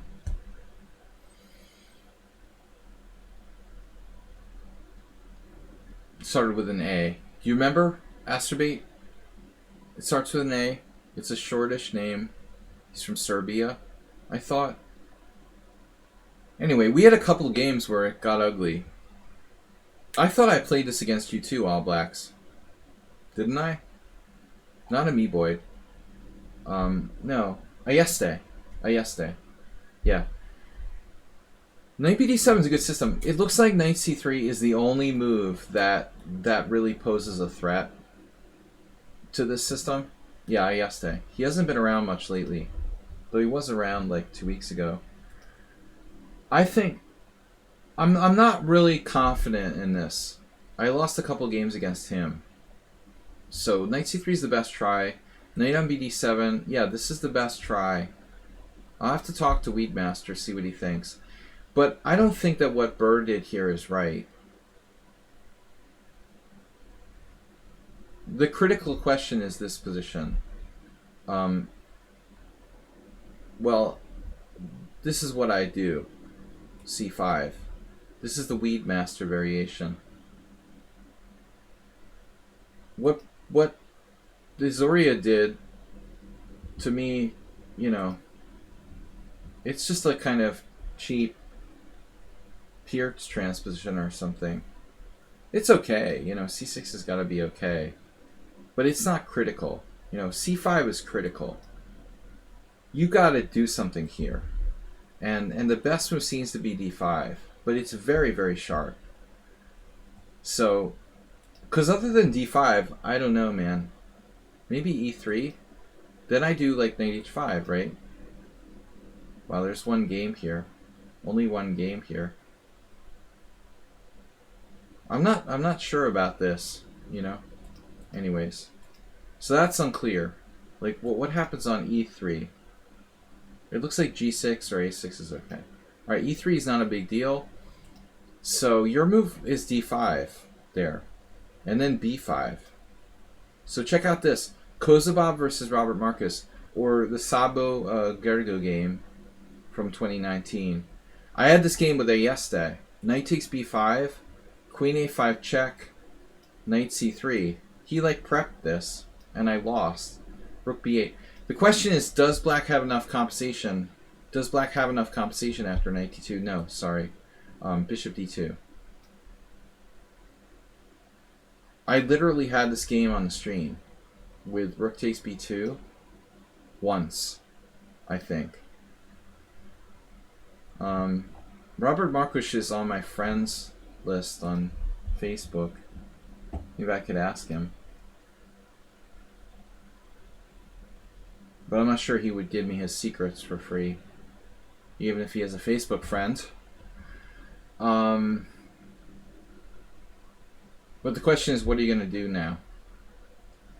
I believe my opponent, Ayeste, played the engine move, queen c1, if I'm remembering correctly.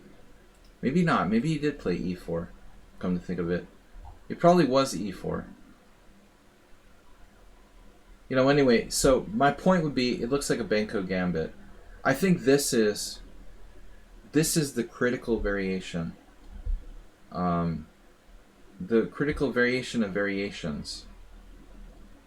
The score is bad at the top level, you can see, for white. But it looks like it's kind of unfair. Like, the computer thinks that white is actually still better. In any case, okay. Izoria's move it's not as critical. You know, it's like black's playing some kind of weird Pierce defense. I'm not interested in that. You know, I am not going to play this move. If I was going to play this move, I would play the freaking Pierce defense in the first place. So, yeah. All right. Anyway, e4. It's a Pierce. It's a weird Pierce with like c6 and bishop f4. Pribble, we could call it. Now we've transposed to the Pribble. Sharp move. Now you play queen e2. The problem is black's threatening e5 with tempo. That's going to be kind of embarrassing for your bishop on f4.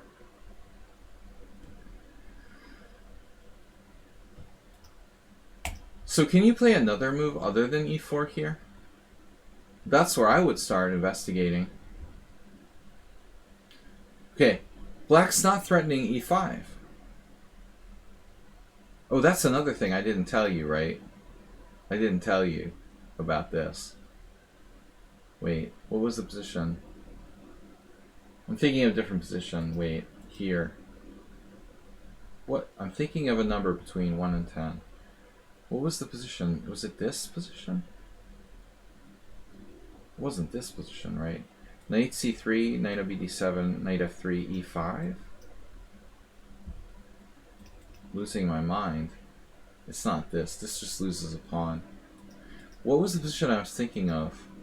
There's a pawn sack I've played with black. I can't remember now. Oh yeah, of course. c4, knight on bd7, and then knight f3. This is my novelty, e5. I played this like twice.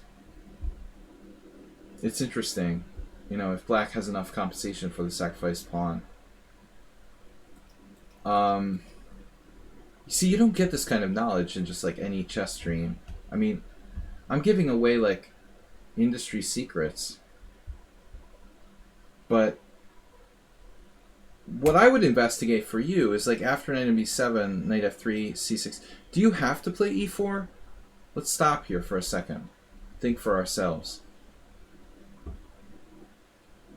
c4 is explosive for Ben since he's online. Well, that gambit's never been played in a tournament game. I played it like twice in Blitz. People will randomly play c4 in that position because the London is so popular. Why do you reference Ben?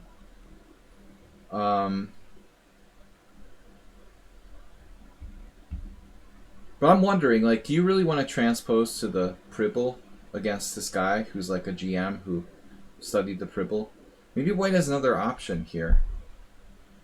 So, there are a couple other moves. Queen d2, white won 2 games. So this is like preempting black while making a somewhat useful move.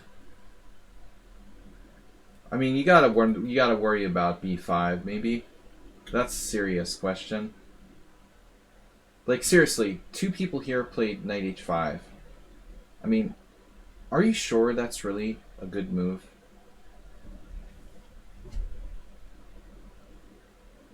It looks really extreme to me. But I mean, maybe b5.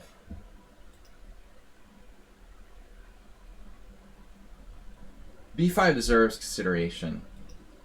I mean, I wouldn't be surprised if Azoria would play like b5 against you.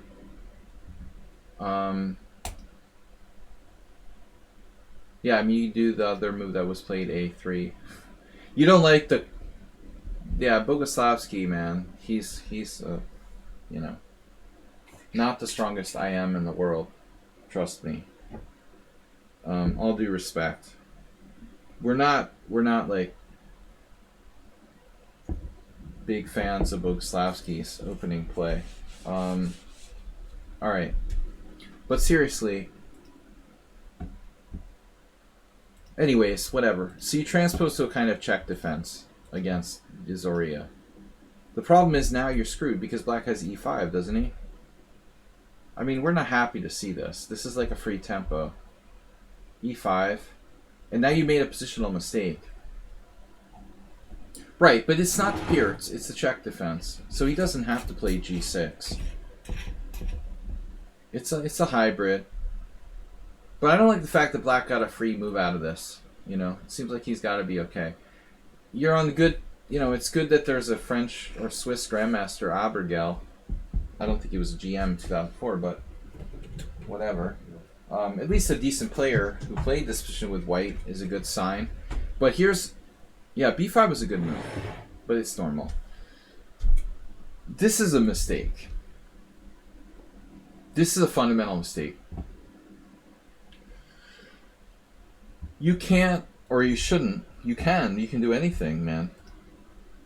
Cross the street in front of a bus if you want to. But when you make this exchange, you gotta ask yourself, what's happening here? You're trading a d4 pawn for a d6 pawn. You're opening the d file for white, for what that's worth, but you're opening his bishop on f8, which is his worst piece. You know, it's extremely blocked in. Normally, exchanging DE in any kind of old Indian is a mistake. And also, in most cases, in the King's Indian. That's why the exchange variation against the King's Indian sucks. But in the King's Indian, it's less obvious because black's bishop is like on g7. You know, in the old Indian, the bishop's on this diagonal. And it's very relevant immediately. So you're basically dead. You're instantly dead. Once he plays this move, forget about it. You're in a lot of trouble against a strong player. You know, maybe here you can still mitigate your position, I don't know, but not really. I mean, this at least has a benefit of like keeping pressure on his e5 pawn. There might be something to be said for that. I know it looks kind of ugly, and black could play like knight h5 or something. But I mean, to be honest, I don't think the other squares are better. This is forced. And you castle kingside. He plays h6. I'm not inclined to exchange my bishop here, and I'll tell you why. Because you're trading for a redundant knight, you know, and why trade a bishop for a knight? I'm not in love with it. I think this looks bad because of knight g4. But this move, you know, looks normal. Black's better. You also keep the threat of that. Black can play g5. Good luck with that. No. You can also consider sacrificing a piece here. You've got to at least think about it. After bishop h6 takes, queen takes. If you had like rook e1, rook e3, rook over, you might almost have an attack. So you're a little too short of attacking force. It almost works though. You've got to at least consider it. So I vote for bishop h4. But this is bad because, I'm sorry, you played like bishop takes h6. It's not enough. Computer says it's enough? Wow. I can't believe it. I mean, you literally only have like 2 attacking pieces. I can't believe this is enough. I would have never sacrificed there. Maybe if I was drunk or something. I mean, I'm not saying it's hopeless. I just, you know, if I had time to think about it, I would decline. I would think like you should play bishop h4. I am surprised the computer thinks this is the best move. How are you going to, like, get him with only the knight and the queen and no rook lift? And your bishop is, like, blocked on the diagonal. And he can trade your other knight off. What is the deal here? You're going to do, like, bishop c4 or something? Rook e8. Alright, so let's just say he plays bishop takes c3, right? Eliminating one piece. Now, where's the mate or the attack? You have some kind of crazy knight h4, knight f5, and mate on g7? Are you serious? Does that really work? That would be insane. Let's just play the sack and see what we can do. That's not how a good chess player plays. You don't play a move until you're sure, you know. And if you have not enough time, then you roll the dice as appropriate. The first rule of like serious tournament play: you do not go into continuations. You do not go into a dark alley and you don't know what's happening. That's the classic Mikhail Tal thing, where they say that he used to like lure people into a dark alley where they don't know, you know, if 2 and 2 adds up to 4 or whatever. Well, that's fine if you're like some sort of tactical genius, but I mean, for the most part, I try to like play chess based on logic. I mean, I'm not going into dark alleys when I don't know what's in there, you know. I mean, you do that if you have a lost position. Do you have a lost position here? Well, strategically you're close to a lost position, but I don't think so, you know. I mean, is White's position lost? You know, I would lean toward like you're worse, but you're not lost, so I'm not going to sack a piece. I don't see the horizon here, though. Where is our mate? This is the move that I think appeals to me the most. Bishop takes c3, eliminating that knight that can't go, you know, to e2, to g3, and whatever. One less attacking piece. Check is no big deal. So where's White's move? Don't even kid me if it's like knight h4. I mean, Black has this, you know, at the very least, so no. That's kind of a problem, ladies and gentlemen. Bishop d2. Oh, you don't have a place to put your queen? Sorry about that. So I think you have to recapture at the very minimum. And now Black just... Okay. Is this a threat? You need, like, knight g5, f4. Your attack takes, like, basically at least 2 or 3 moves to gel. So on the surface, it looks like White's attack is too slow. You know, maybe his plan of playing like rook e8 would have been okay had he played bishop takes c3 first. And then he could come back.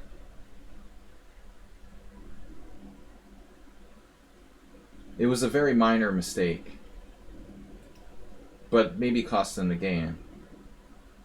But honestly, dude, like, this move is devastating. That was the only thing to save you. Look at the position. There's no rook lift. You know, there's no rook lift. There's only a knight and a queen, and they can't mate them by themselves. So by process of elimination, I'm not surprised. Like, this is the only thing that could happen that could go wrong. The threat of, like, queen g6. It's insane. Dude, I mean, that's incredibly brilliant. You know? But I'm not surprised. Because anybody could just, by logic, you know, if you eliminate the rooks from the equation because they can't get in, and you say knight h4, knight f5 is too slow, and knight g5 doesn't work, and knight g5 and f4 is too slow, the only thing left is bishop c4. It's like Columbo could figure this out, you know. This is literally like, what's up, Fortuna? This is Columbo playing chess. Eliminate, you know, all the other possibilities, and all that's left is bishop c4. And hello, check here. Yeah, I wouldn't have found it in a fast game. If I was lucky, maybe. Normally not. You know, he was just simply lazy. He was eating too many cookies or something. The guy is playing chess at like 5 o'clock in the morning. What is he doing? You know? That's insane. I don't know what his deal is. I mean, I met him like back in 2000. 2006 at the U.S. Open. Seemed like a really nice guy, extremely strong player. But if you're streaming chess at 6 in the morning, I'm worried for you. You know, seriously. All right. Fortuna Chess in the house. Long time no see. Hope everything's good. Thanks for joining us. It's late for me. I gotta go. Anyway, this is our last game. Beautiful move. Bishop c4. Now he takes, but it's too late. Check. The computer says this is dubious, but I mean, whatever. You're winning here. Now you have an overwhelming attack. Black played this. You just take. And then obviously like knight g5. It's over. Amazing game, man. I didn't think bishop h6 had it. You know, that was crazy. So, only one accuracy, one mistake. Very strong game.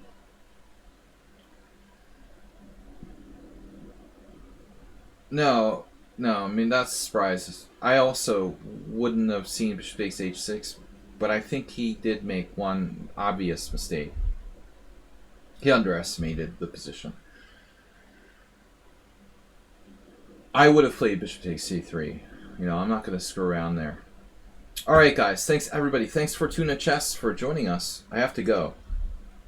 You're too late. But Fortuna, please come back and join us on a future stream. Appreciate it. Thanks, everybody, for being part of the stream. This was Azoria playing black.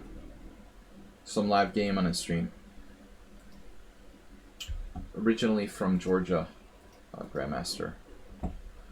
Thanks, guys, for tuning in. We're going to be back tomorrow morning with some Blitz. Yeah, that was Grandmaster Azoria playing black. Thanks, everybody. Thanks, Mr. Coffee. It's been a long night, but I had fun analyzing tonight.